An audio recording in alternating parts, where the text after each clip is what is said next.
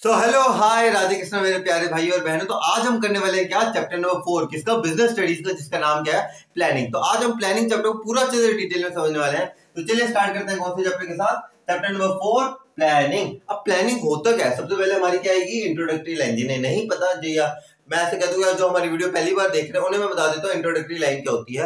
आपका business studies का answer 5 steps के अंदर कंप्लीट होता है। हेडिंग, उसके बाद आपका इंट्रोडक्शन, फिर आपके फ्लो चार्ट, फिर आपका कंटेंट, उसके बाद आपका कंक्लूजन। जो आपका दूसरा नंबर स्टेप है ना, उसके लिए आपको हर एक चैप्टर में से एक एक हेडिंग याद रखनी पड़ती है। अब वो हेडिंग ऐसी होनी चाहिए जो हर जगह सूटेबल हो। तो इस चैप्टर की जो हमारी इंट्रोडक्टरी लाइन है वो ये रही। अगर ये नोट्स के पीडीएफ चाहिए, मैं इंस्टाग्राम की आईडी यहाँ पे आ चुकी है, मेरे नोट्स पे जाओ, देखो, 110% गारंटेड है, मिलेगी। तो आ जाते हैं वापस। तो प्लानिंग होती क्या है, तो हम कहते हैं देखो यार, प्लानिंग वर्ड सुना सुना सा है। हाँ यार सर, बहुत बार सुना हम लोगों ने, या मैंने नहीं प्लानिंग करते यार, ऐसे कुछ करते हैं, या कुछ प्लान दोस्तों के अंदर बनता है ना यार, एक काम करते हैं प्लानिंग करते हैं किसी चीज की, यार एक प्लान के लिए ना कुछ प्लान्स बनाते हैं, प्लानिंग करते हैं, प्लान्स बनाते हैं। ये सारे टर्म्स सुनी हुई है ना आपने, इन्हीं टर्म्स को इस चैप्टर के अंदर उतारूंगा मैं और अच्छे से रियल लाइफ एग्जांपल से रिलेट करूंगा। तो सबसे पहले हम प्लानिंग का मतलब देखते हैं। जो प्लानिंग क्या होता है, planning means thinking in advance. Planning करो, आप किसी चीज की प्लानिंग करो, आप क्या करो, थिंकिंग इन एडवांस। एक पर्टिकुलर चीज है उसके बारे में क्या करो, आप उस पर्टिकुलर चीज के बारे में सोच रहे हो, आप उस पर्टिकुलर चीज के बारे में सोचो। तो प्लानिंग का क्या मतलब होता है, planning means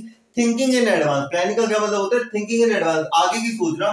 what is to be done, planning के अंदर हम क्या सोचते हैं, या मुझे क्या करना है, मुझे क्या करना है, ये सोचते हैं प्लानिंग। आप जनरली सोचो क्या प्लानिंग के अंदर क्या क्या सवाल पूछते हो अपने आप से। यार जैसे आपका ऑब्जेक्टिव है कि सर मुझे अपना जो स्कूल रैंक है, मुझे स्कूल के अंदर टॉप करना है मेरे। अच्छा, मैं पूछता हूं आपको क्या करना है, सर मुझे स्कूल के अंदर टॉप करना है। कब करना है, सर मुझे एग्जामिनेशन जो है सीबीएसई का एग्जामिनेशन, उस टाइम पे मुझे अपने स्कूल के अंदर टॉप करना है। अच्छा, कौन करेगा टॉप, सर मैं करूंगा। ये कुछ सवालों के जवाब मिल रहे हैं आप लोगों को। हाँ जी सर, एक एक सवाल के जवाब मिल रहे। मैंने कहा यही है प्लानिंग। प्लानिंग वो चीज होती है जिसमें हम आगे की सोचते हैं, और जो आगे की सोचते हैं, आगे की तो बहुत सारी चीजें सोचते हैं, लेकिन उस आगे की सोचने के अंदर हमें कुछ प्रश्नों के जवाब मिलता है। अभी क्वेश्चंस क्या क्या है, ये क्वेश्चंस ये है, what is to be done, क्या आपको करना क्या है। ऑर्गेनाइजेशन प्लानिंग करते हैं तो क्या सोचती है कि भाई मुझे अपने बिजनेस को किस तरीके से चलाना है। What is to be done, करना क्या है मुझे।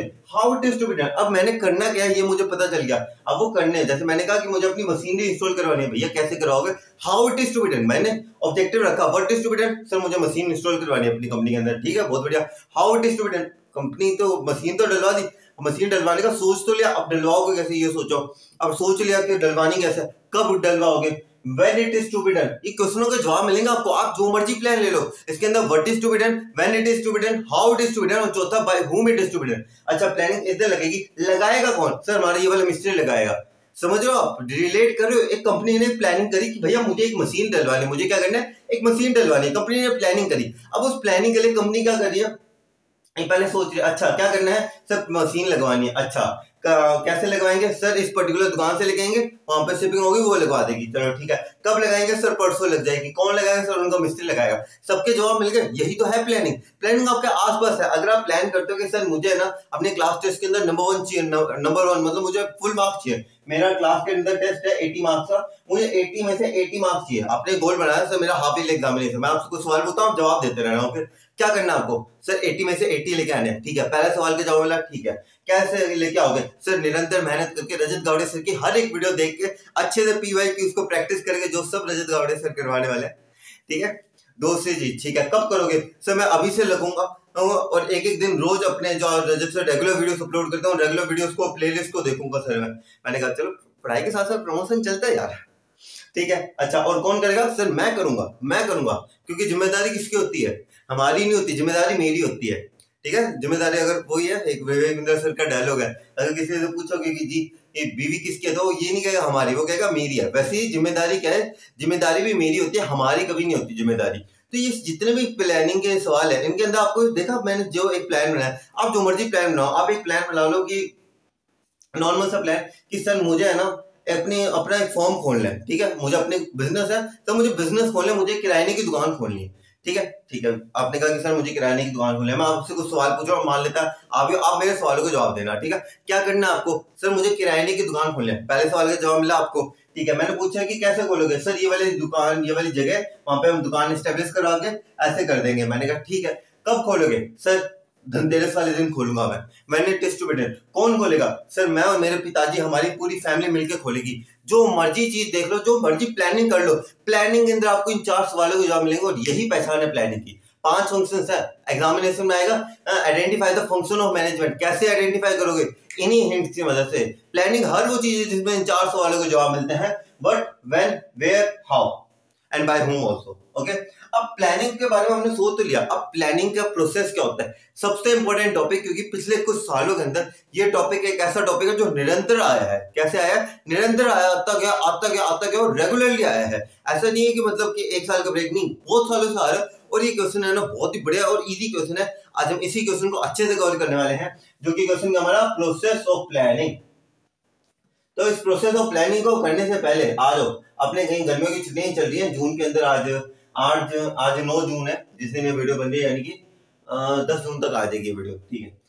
तो अब चलो अपने एक ट्रिप पे चलते हैं। बताओ, गर्मियों का सीजन चल रहा है, मैं तो राजस्थानी हूं, अगर मुझे कहीं जाना होगा तो मैं सोचता हूँ कि यार अपने कहीं पे एक लोकेशन डिसाइड करो, आप भी मैं डिसाइड करते हैं, आप भी डिसाइड करो, मैं भी डिसाइड करता हूँ।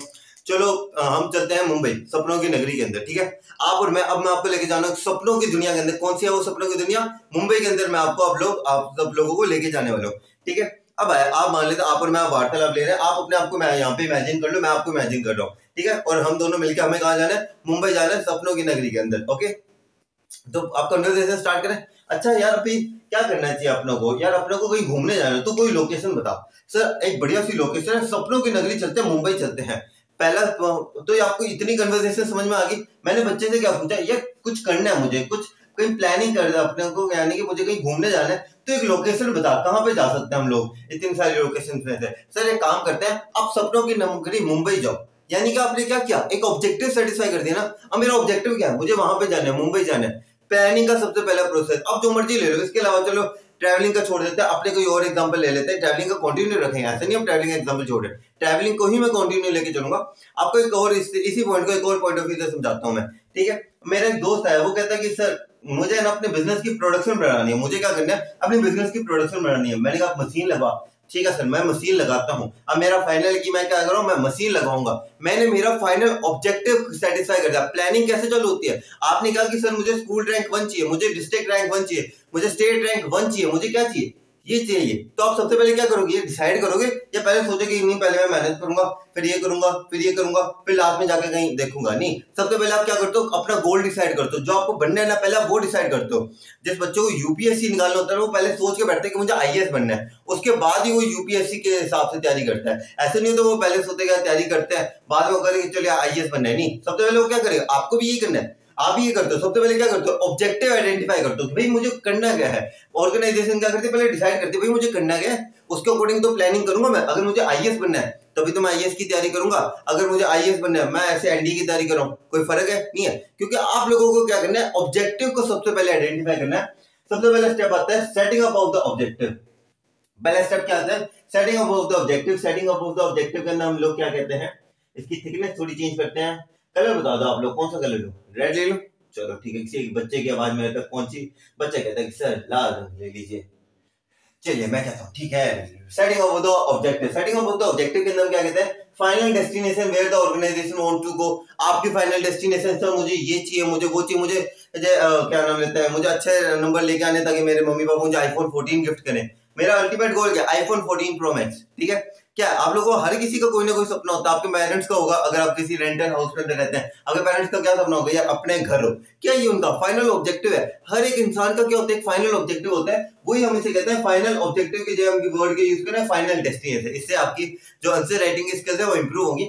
Final destination where the organization want to go. Organization करना क्या चाहती है भैया, उसके अकॉर्डिंग तो प्लानिंग करेगी। ऑर्गेनाइजेशन सोच रही है कि मुझे नंबर 1 कंपनी बनना है। मुझे क्या बनना है? नंबर 1 कंपनी बनना है। भाई नंबर 1 कंपनी बनना है, पहले तो ये सोचोगे, पहले करोगे, पहले काम कर लेते हैं। अच्छा उसके बाद अगर एक चीज बताओ यार, अगर आप जब तक नहीं सोचोगे नहीं कि प्लान मुझे नंबर 1 कंपनी बनना है, मोटिवेशन आएगा क्या अंदर से? नहीं आएगा। आप क्या करोगे? यार काम कर ले, तू भी काम कर, मैं छोड़े ना क्या। लेकिन जब आपके मन में होगा यार मुझे नंबर 1 कंपनी बनना है, एम्प्लॉयज क्या होंगे? मोटिवेटेड होंगे, चलो सर करते हैं एकदम first class. Final destination where the organization want to go clearly defined होना चाहिए। अब आपने बिग बॉस 16 तो नहीं, आपने हैप्पी न्यू ईयर मूवी देखी, उसमें वुमेन ईरानी का होता है, क्लियरली डिफाइंड होना चाहिए। यानी कि ऐसे नहीं क्या करते करते कुछ बात करो।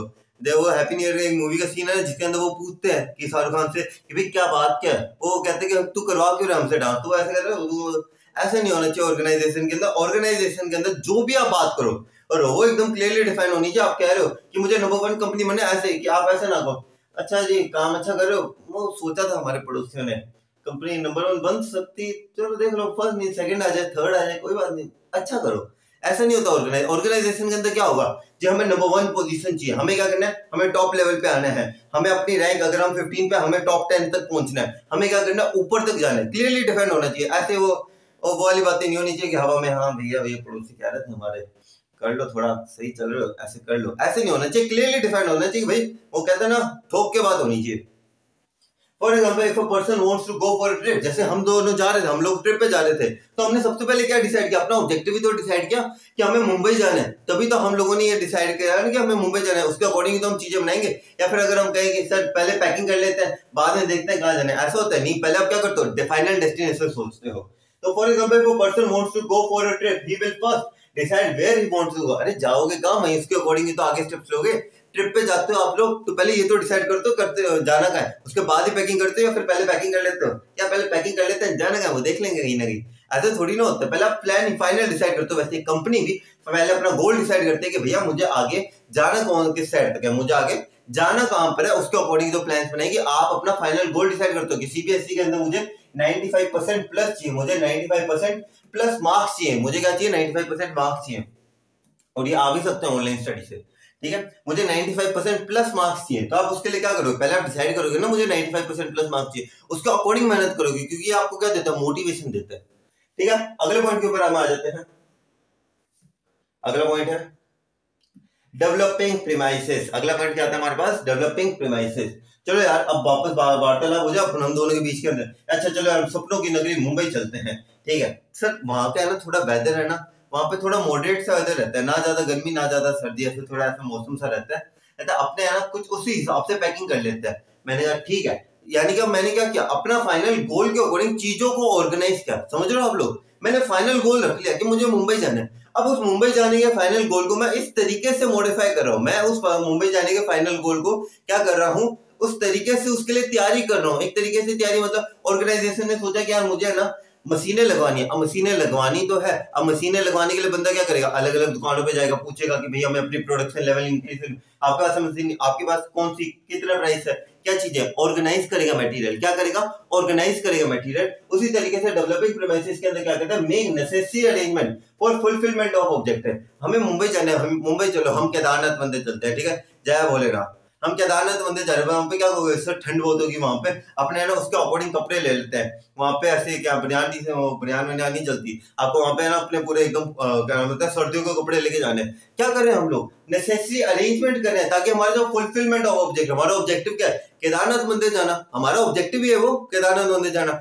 अभी उस ऑब्जेक्टिव को पूरा करने के लिए हम नेसेसरी अरेंजमेंट्स कर रहे हैं, हम क्या कर रहे हैं, नेसेसरी चीजों को ऑर्गेनाइज कर रहे हैं। कंपनी क्या है, कंपनी का ऑर्गेनाइजेशन का गोल है कि भैया मुझे है ना अपनी प्रोडक्शन लेवल है ना, अगर आज मैं 1000 यूनिट्स बनाता हूँ, कल मुझे मतलब कल नहीं महीने बाद मुझे 2000 यूनिट्स बनानी है, ठीक है। मुझे कितनी बनानी है, 2000 यूनिट्स बनानी है। उसके लिए क्या करूंगा, वर्कर्स ज्यादा लेके आओ, मशीन्स लेके आओ। पर ये जो आप लेके आ रहे हो नई नई चीजें, क्या कर रहे हो, डेवलप ही तो कर रहे हो प्रीमाइसेस। क्यों डेवलप कर रहे हो, ताकि आपका अल्टीमेट गोल जो है किसका, आपका जो अल्टीमेट गोल है, सेटिंग ऑफ का जो अल्टीमेट गोल है ऑब्जेक्टिव, वो आप उसे क्या कर सको, अचीव कर सको, आप उस अल्टीमेट गोल को अचीव कर सको। Make necessary assumptions of the future and tackle out the problems and obstacles in the past। जब आप प्लानिंग करते हो तब आप ये चीजें सोचते हो कि अच्छा यार केदारनाथ जा रहे हैं, ठीक है यार अभी खुला होगा क्योंकि केदारनाथ मंदिर थोड़े लिमिटेड टाइम पे पीरियड के लिए खुला होता है। अच्छा यार केदारनाथ मंदिर की रोड सही है जाने वाली, अच्छा अच्छा यार केदारनाथ वहां पे मौसम कैसा चल रहा है, हम क्या कर रहे हैं, एजम्पशंस कर रहे हैं। क्या कर रहे हैं हम, एजम्पशंस कर रहे हैं। देखो ऊपर वाले के मर्जी के बारे तो कुछ नहीं, पर हम क्या करते हैं, एजम्पशंस करते हैं। अच्छा यार वहां पे अभी मौसम सही है, अभी जाना फेवरेबल होगा। वर्डिंग सुनिए कभी वैसे मतलब क्या नाम लेते हैं, ऐसे बर्फीले इलाके टाइप अगर जाते हो तो पहले ऐसे सोचते नहीं हो कि कहीं पे भी जाना, यार वहां का मौसम अभी ठीक होगा। ये सारी चीज आप क्या करो, एजम्पशंस ही तो बना रहे हो। मैं मुंबई जाने की सोच रहा हूँ, यार मुंबई के अंदर माहौल ठीक होगा क्या, अभी भी मैंने रॉकी भाई की वो फिल्म देखी थी, सही होगा माहौल, ऐसे तो नहीं है कोई सीधा। तो क्या कर रहा हूं मैं, एजम्पशंस बना रहा हूं फ्यूचर की, make necessary assumptions of the future and tackle out the problems and obstacles in the past. जो भी रास्ते के अंदर दिक्कतें आए उन दिक्कतों को आप उड़ाते जाओ उड़ाते जाओ उड़ाते जाओ। For example the person wants to go for any hill station, हमारे जैसे कोई बंदा हिल स्टेशन जाना चाहता है, केदारनाथ जी के मंदिर जाना चाहता है, then he will first collect the required things for fulfilment of that trip. भाई ट्रिप करनी है मुझे वहां पे, मैं अगर केदारनाथ मंदिर दर्शन करने जाना चाहता हूँ, मैं उसके अकॉर्डिंग कपड़े पहनूंगा, क्योंकि मुझे पता है केदारनाथ जी के वहां पे क्या वो एक हिली एरिया है, वहां पे मौसम किस हिसाब से रहेगा, तो मैं उसके अकॉर्डिंग अरेंजमेंट्स करूंगा ना, ताकि मुझे वहां पे अगर मैं कंफर्टेबल होकर जा सकूं, ताकि मेरा ऑब्जेक्टिव है उसे मैं फुलफिल कर सकूं। मैं एजम्पशंस करूंगा यार वहां की रोड कौन सी बेस्ट रहेगी, कैसे खतरनाक रोड भी होती है। एक पहले हिस्ट्री टीवी 18 के ऊपर एक शो आता था डेंजरस रोड्स नाम करके, बड़ा मस्त शो हुआ करता था वो, ठीक है। उसके अंदर मैं रोड देखूंगा, मैं कहूंगा कि यार वहां पे क्लाइमेटिक कंडीशंस कैसी है, अच्छी है या बुरी है, एजम्पशंस करूंगा मैं फ्यूचर की। अब सर हमने पैकिंग कर लिया, अब आप मुझसे कह रहे हो सर पैकिंग कर ली है, ट्रिप फाइनल है, केदारनाथ जाना है, अब क्या करें। मैंने कहा अब एक चीज बता, जाएंगे किस तरीके से। सर जाएंगे किस तरीके से मतलब बाय कार जाएंगे, बाय ट्रेन जाएंगे, बाय किसी और मीन्स ऑफ मेथड, बाय क्या नाम लेते हैं, बाय एयर जाएंगे, किस वे से हम जाएंगे। अच्छा तो आप ये मुझसे बोल रहे हो कि लिस्ट ऑफ अल्टरनेटिव्स निकालो। मैंने कहा हाँ, अब हम किसके बारे में बात करें, लिस्ट ऑफ अल्टरनेटिव से। हमने पैकिंग कर ली, अब आप क्या करो, अब जैसे हमने कहा कि सर आप भी अपने घर पे क्या करते हो, पापा पैकिंग कर ली, अब जाना किस रास्ते से ये बताओ। अच्छा बेटा ट्रेन से चलेगा, गाड़ी से चलेगा, या भाई सीधा ऊपर मतलब एयर भेजू मैं तुझे। अभी बोलोगे अपने बच्चों को, क्या बोलोगे कि भाई किस तरीके से जाना, अलग अलग मीन्स और मेथड्स बताओगे उसे कि किस तरीके से आपका जो अचीवमेंट होगा ऑर्गेनाइजेशन गोल का वो फुलफिल हो सके। वैसे ही सर हमें मशीन लगवानी है, अच्छा मशीन लगवानी है, कैसे लगवानी है, इस वाले डीलर से लगवानी है, इस वाले से डलवानी है, वो ज्यादा बढ़िया है, या वो एक पर्टिकुलर ऑर्गेनाइजेशन डील करेगी। मैं क्या करूं, अलग अलग अल्टरनेटिव्स निकाल रहा हूं, मैं क्या करूं, अलग अलग अल्टरनेटिव्स निकाल रहा हूं, जिससे मेरा ऑर्गेनाइजेशन का जो गोल है हम उसे क्या कर सके, फुलफिल कर सके। हमारा ऑर्गेनाइजेशन का गोल क्या है, फुलफिल कर सके। Find out all the possible ways to achieve the organisation goal. अब क्या है, सीआईडी देखी है, उसके अंदर कहता है ना सबकी लिस्ट निकालो। ऑर्गेनाइजेशन की क्या करते हैं, सबकी लिस्ट निकालती है, मुझे एक पर्टिकुलर मशीनरी लगवानी है, शहर के अंदर जितने भी डीलर्स हैं और उनकी प्राइस बताओ कि जितने डीलर और उनकी प्राइस जिसके अंदर वो इस मशीनरी के अंदर डील करते हो क्या क्या सर्विसेज देते हैं। लिस्ट से निकालती कंपनी कि किस तरीके से मेरा अचीवमेंट जो हमारा ऑब्जेक्टिव है उसे हम अचीव कर सके। For example if a person wants to go for a trip to Kashmir, हमारे कश्मीर जाना चाहता है कोई बंदा, then he will first find out all the possible routes and ways to reach Kashmir. Google map पे देखते हैं ना, आजकल गूगल मैप पे ऐड भी आती थी, अच्छा यार मुझे मेरे ऑफिस जाना है, गूगल मैप पे खोला, हाँ ये बेस्ट वे है ऑफिस जाने का, डिसाइड करते हो आप। उसके अंदर क्या होता है, अलग अलग रास्ते दिखाए रखे होते हैं, कोई ऐसा रास्ता कोई ऐसे, मतलब 2-3 अलग अलग रास्ते दिखा रखे होते हैं गूगल मैप्स के ऊपर। क्या है वो, लिस्ट ऑफ अल्टरनेटिव्स हैं। क्या है, लिस्ट ऑफ अल्टरनेटिव। आप उसे उसके अंदर टाइप करते हो, जब सर्च करते हो तो आपके सामने क्या आ जाते हैं, लिस्ट ऑफ अल्टरनेटिव्स आ जाते हैं। देखो business studies is related everywhere, बस ढूंढने की देर है बस। अब देखो आपने देख रहा है गूगल मैप्स के ऊपर कि हाँ भाई अच्छा ये एक रास्ता है, ये एक रास्ता है, ये एक रास्ता है, 3 रास्ते दिख रहे हैं। अब उसके बाद क्या करोगे, यार सबसे छोटा रास्ता कौन सा जिसमें जल्द से जल्द पहुंचूंगा और कम से कम डिस्टेंस कवर करना पड़ेगा मुझे। अच्छा ये वाला रास्ता, मतलब आप देखोगे अच्छा इसके अंदर 55 मिनट, इसके अंदर 40 मिनट, इसमें सिर्फ 10 से 30 मिनट।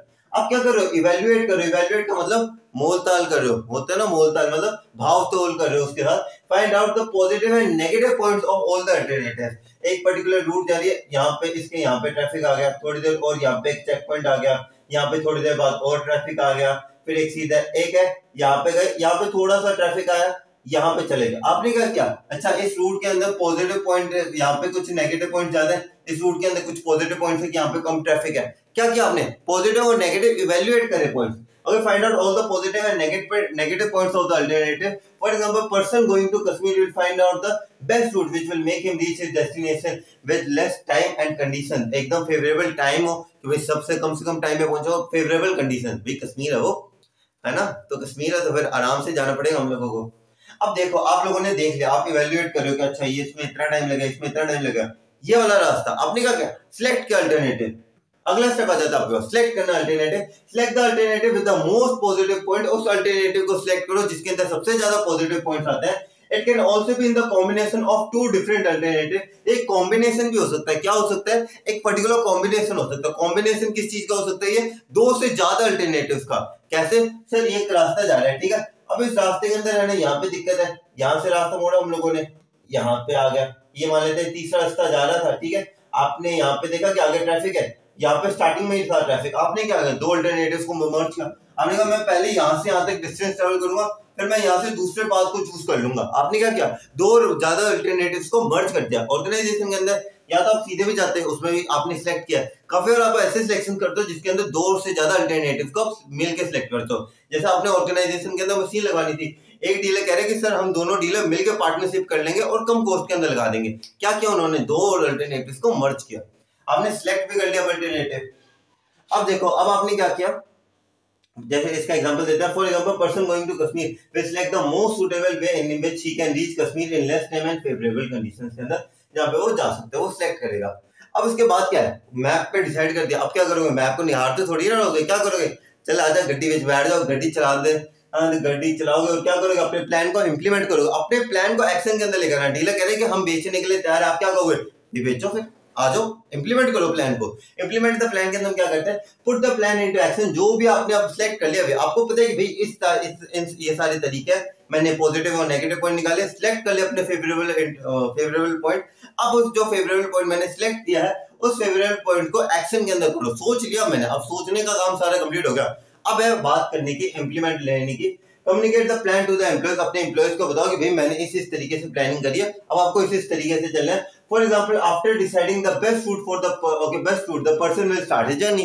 सर हमने एक जर्नी के लिए ना सबसे बढ़िया रूट निकाल दिया, ऐसे ऐसे जिगजैग तरीके से जाएंगे, सीधा केदारनाथ पहुंचेंगे। मैंने कहा वेरी गुड, अब चलो चलते हैं, क्या करते हैं, चलते हैं, यानी कि इंप्लीमेंट करते हैं अपने प्लान को। लास्ट पॉइंट आ जाता है फॉलो अप।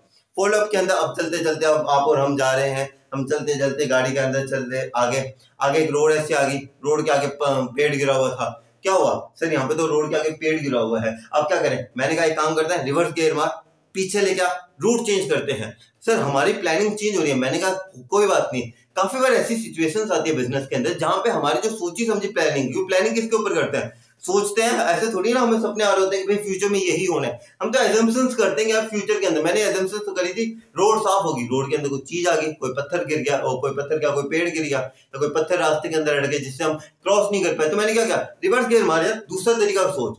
तो कंपनी क्या करती है, कंपनी के अंदर दिक्कत आती है तो कंपनी बंद नहीं होती, कंपनी क्या करती है, कोई बात नहीं, प्लानिंग के अंदर चेंज करो। फॉलो अप के अंदर हम क्या करते हैं, regularly monitor the plan, if the plan is not working correctly, हमने सोचा था यार उस तरीके से उस रास्ते पे जाएंगे, रास्ता काम ही नहीं किया, if the plan is not working correctly and assumptions are going wrong, और मान लेते हैं उसी कंडीशन के अंदर मतलब वहां पे माहौल है, वो माहौल नहीं, थोड़ा वेदर कंडीशन है वो थोड़ा खराब हो गया, मैं क्या कहूंगा यार रिवर्स गियर मार, पहले होटल ढूंढते हैं, सर ये तो प्लान में था नहीं। मैंने कहा कोई दिक्कत नहीं है, प्लान के अंदर काफी चीजें ऐसी होती है जो आपको ऑन द पॉइंट डिसाइड करनी पड़ती है।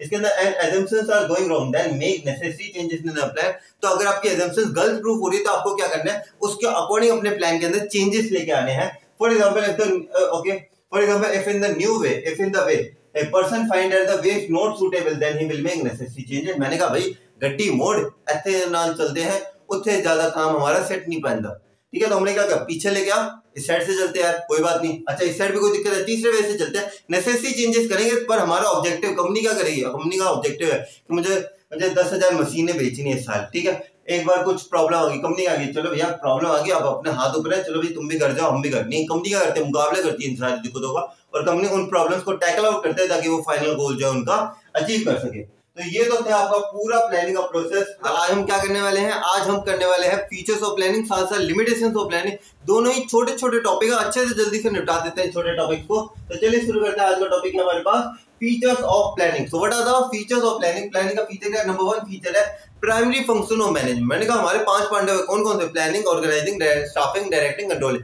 हमारा सबसे पहला पांडव कौन है, हमारा प्राइमरी फंक्शन ऑफ मैनेजमेंट की सबसे पहला, सबसे यानी कि हमारे 5 पांडवों का युधिष्ठिर कौन है, हमारा प्लानिंग। सबसे पहले हम क्या करते हैं, प्लानिंग की तो करते हैं, अगर कोई भी बिजनेस फर्म है वो चलती है तो सबसे पहले क्या करती है, प्लानिंग करती है, उसके अकॉर्डिंग तो चीजों को ऑर्गेनाइज करेगी, उसके अकॉर्डिंग तो स्टाफिंग करेगी, उसके अकॉर्डिंग तो डायरेक्टिंग करेगी, उसके अकॉर्डिंग तो कंट्रोलिंग करेगी। यानी कि स्टाफिंग क्या है, वो प्लानिंग क्या है, एकदम स्टाफिंग क्या है, वो प्लानिंग क्या, हमारे पास प्राइमरी फंक्शन है मैनेजमेंट का। ये प्राइमरी फंक्शन यानी कि नंबर 1, यानी कि सबसे पहले हम क्या परफॉर्म करते हैं, प्लानिंग को परफॉर्म करते हैं। It is the first function of management. सबसे पहला फंक्शन कौन सा होता है मैनेजमेंट का, हमारा प्लानिंग होता है। नो अदर फंक्शन, कोई भी दूसरा function, no other function can be perform without performing planning.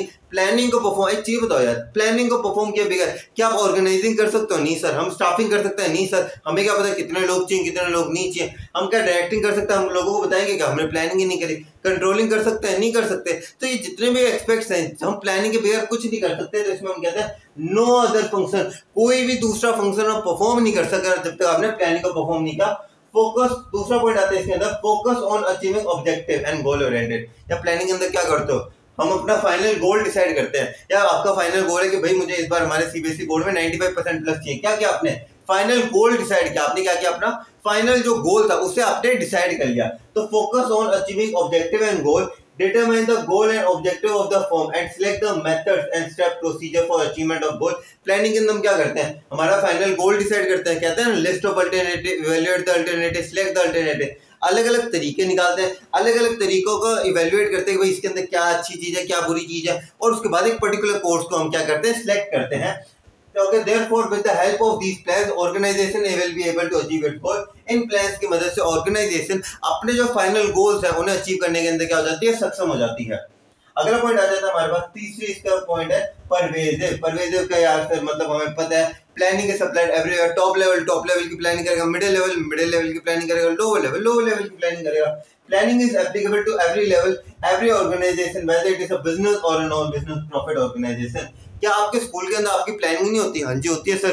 किस दिन कौन कौन से इवेंट्स होने, किस इवेंट के अंदर क्या क्या होना है, किस इवेंट के अंदर कितने कल्चरल प्रोग्राम होने, कितने डांस करने हैं, कितने म्यूजिक परफॉर्मेंस होनी है, सबकी क्या होती है, प्लानिंग ही तो होती है। क्या हॉस्पिटल के अंदर प्लानिंग नहीं होती? होती है कि अच्छा ये हमारे पास पेशेंट है, अब इस पेशेंट्स के लिए ये डॉक्टर इस टाइम पे आएगा, क्या हो रही है, ये प्लानिंग ही तो हो रही है। तो प्लानिंग इज एप्लीकेबल एवरीवेयर, सिर्फ बिजनेस के अंदर ही नहीं, सारी जगह प्लानिंग एप्लीकेबल होती है। फोर्थ पॉइंट आ जाता है हमारे पास इसके अंदर कॉन्टिन्यूअस। कॉन्टिन्यूअस मतलब लगातार। अब एक चीज बताओ, आपने जैसे हमारे हम बात कर ले क्लास 11 के दौरान, ओके क्लास 11 के अंदर आपने सोचा कि सर मुझे 95% प्लस चाहिए, आपके 95% प्लस मार्क्स आ गए, क्या उसके बाद क्या किया आपने, छोड़ दिया कि चलो भैया जिंदगी से मुक्त हो गई? नहीं, आपने क्या किया, सर हमने एक ऑब्जेक्ट है, हमारी एक प्लानिंग कंप्लीट हुई, तो हमने क्या किया, मैंने 12th के अंदर टारगेट बनाया कि इस बार मुझे 96% प्लस चाहिए। मैंने क्या किया, अपने आपके जो प्लान थे उन्हें क्या कर दिया, फर्दर आगे कर दिया, यानी कि मैंने वापस प्लानिंग करी। एक प्लानिंग कंप्लीट हुई, एक प्लानिंग 11th क्लास की प्लानिंग यहाँ से स्टार्ट हुई, 11th क्लास की प्लानिंग यहाँ पे खत्म हुई, तो यहाँ पे खत्म थोड़ी ना, यहाँ पे प्लानिंग हमेशा के लिए थोड़ी खत्म। मैंने क्या किया, फिर एक नया प्लान बनाया, कहाँ तक, अपने क्लास 12 के एंड तक का। तो प्लानिंग क्या देखा आपने, कॉन्टिन्यूअस है, एक प्लान खत्म होगा तो दूसरा प्लान चालू हो जाएगा। प्लानिंग ओके, यहाँ पे planning is never ending process, planning कभी खत्म नहीं होती। The manager need to make changes in the plan according to the changes in the environment as the business environment is dynamic. हमारा जो बिजनेस एनवायरनमेंट है dynamic है। Dynamic का मतलब क्या होता है, कॉन्टिन्यूअसली चेंजिंग। हमारा बिजनेस एनवायरनमेंट क्या है, कॉन्टिन्यूअसली चेंजिंग एनवायरनमेंट है, कि बार बार हमारा बिजनेस एनवायरनमेंट क्या होता है, चेंज होता रहता है, तो हमें उसके अकॉर्डिंग चेंजेस करने पड़ते हैं। एक चीज बताओ यार, प्लानिंग कॉन्टिन्यूअस है कि एक बिजनेस फर्म जियो आया, जियो ने अपना स्टार्टिंग का जो एक पैकेज था वो लॉन्च कर दिया, ठीक है, लोगों ने अच्छा चल गया वो पैकेज, जियो के उसके बाद हाथ पे हाथ धरे बैठ गया कि चलो यार कोई बात नहीं, अब एक पैकेज लॉन्च कर दिया बढ़िया था, अब इसके बाद जिंदगी में नहीं कुछ करना, ये क्या करेंगे, और अपने आप को अच्छा बनाने के लिए और प्लान्स बनाएंगे। यही होगा, हर एक बिजनेस फर्म क्या करता है, अपने आप को और बढ़िया बनाने के लिए, अपने ग्रोथ करने के लिए नए नए प्लान्स बनाता है। तो प्लानिंग क्या होगा, हमारा कॉन्टिन्यूअस होगा। पांचवा स्टेप आ जाता है हमारे पास, पांचवा फीचर इन्वॉल्व डिसीजन मेकिंग। अच्छा पॉइंट है। एक चीज बताओ, हमने अभी प्रोसेस के अंदर हमने लिस्ट किए अल्टरनेटिव, हमने सिलेक्ट इवैल्यूएट करे अल्टरनेटिव, फिर हमने क्या किया, सिलेक्ट करे। अरे हमने सिलेक्ट ही क्यों करे, अगर आपको पता है, देखो अगर मैं आपसे कहता हूँ कि अपने को है ना हिमालय जाना है, ठीक है, अपने को केदारनाथ मंदिर जाना है, अगर केदारनाथ मंदिर जाने की एक ही रोड होगी तो मैं सोचूंगा कि यार मैं किस रोड से जाऊंगा, नहीं सर, पता है कि एक ही रोड है। तो जब आपके पास एक ही चीज होती है तो आपको उसके लिए प्लानिंग नहीं करनी होगी। लेकिन अगर आपके पास 3-4 रास्ते हैं, केदारनाथ जाने का एक रास्ते ये, एक रास्ते ये, एक रास्ते ये, तो मैं उसके लिए क्या करूंगा, उस टाइम मैं प्लानिंग करूंगा। तो प्लानिंग के अंदर क्या होती है, डिसीजन मेकिंग होती है। अगर कोई अल्टरनेटिव, कोई तरीका ही नहीं है, अगर मुझे पता है कि मुझे इसी रास्ते केदारनाथ जी जाने का एक रास्ते, तो मैं क्या प्लानिंग करूंगा, यही रास्ते जाना है। लेकिन अगर 3-4 रास्ते होंगे तो मैं क्या करूंगा, अच्छा इस रास्ते पे जाने पे ये चीजें मिलेंगी, इस रास्ते पे ये होगा, उस रास्ते पे वो फलाना ढिंगाना चीजें होंगी। तो नो अल्टरनेटिव नो प्लानिंग, कोई अल्टरनेटिव ही नहीं होगा तो फिर कोई प्लानिंग नहीं होगी। Okay, we have different alternatives available, listing of the alternative. We have different alternatives available and planning help us to decide the most suitable alternative. हमारे पास बहुत अलग अलग तरीके के अल्टरनेटिव्स हैं, लेकिन प्लानिंग की मदद से हम अलग जो करेक्ट सबसे ज्यादा फेवरेबल है, इवैल्यूएट करते हैं ना, पॉजिटिव नेगेटिव, जिसके अंदर सबसे ज्यादा पॉजिटिव पॉइंट है, हम उस प्लान को सिलेक्ट कर लेते हैं। हमारे पास लास्ट आ जाता है इसके अंदर मेंटल एक्सरसाइज। क्या आ जाता है हमारे पास लास्ट पार्ट इसका, mental exercise. I guess 7th है। Okay, mental exercise. क्या एक चीज बताओ, प्लानिंग का हर कोई जना कर देता है? नहीं सर, प्लानिंग है या ऐसे कोई हलवा थोड़ी ना। प्लानिंग करने के लिए हमें अच्छे खासे लोग चाहिए होते हैं, कोई एक ऐसा बंदा चाहिए होता है जो अच्छा खासा इंटेलिजेंस लेवल रखता हो, जिसे ये चीज बताओ आने वाला फ्यूचर किस तरीके से होगा, और ये कोई बच्चों का खेल तो है नहीं। तो प्लानिंग एक मेंटल एक्सरसाइज है, एक बहुत ही हाई लेवल ऑफ थिंकिंग चाहिए होगी आपको। क्यों चाहिए होगी, क्यों आपको सोचना है यार, अरे सामने एक पर्टिकुलर चीज है, अब इस पर्टिकुलर चीज को मैं किस तरीके से एक्शन के अंदर लूं, कि यार इस पर्टिकुलर चीज के अंदर, अब मैं सोच रहा हूँ 2019 का, अच्छा यार चाइना के अंदर कोरोना है, इस साल अगर यहाँ पे कोविड आ भी सकता है, नहीं भी आ सकता, अच्छा तो मैं अगर आ सकता तो मैं क्या क्या प्लान बनाऊं, नहीं आ सकता तो मैं क्या क्या प्लान बनाऊं। तो इसमें आपने देखा एक हाई लेवल ऑफ थिंकिंग चाहिए होती है। तो इसमें हम कहते हैं प्लानिंग एक मेंटल एक्सरसाइज है। Planning require high level of intelligence as manager need to predict and assume the future. क्या करना पड़ेगा, सोचना पड़ेगा यार इस साल क्या क्या हो सकता है, इस साल ये चीज हो सकती है, इस साल वो सारी चीजें हो सकती है। अगर ये चीजें होती है तो इनका पॉजिटिव इंपैक्ट क्या बनेगा, नेगेटिव इंपैक्ट क्या बनेगा, और नेगेटिव इंपैक्ट हुआ तो उससे कॉन्सिक्वेंसेस क्या होंगे। बहुत बड़ा टॉपिक है यार ये।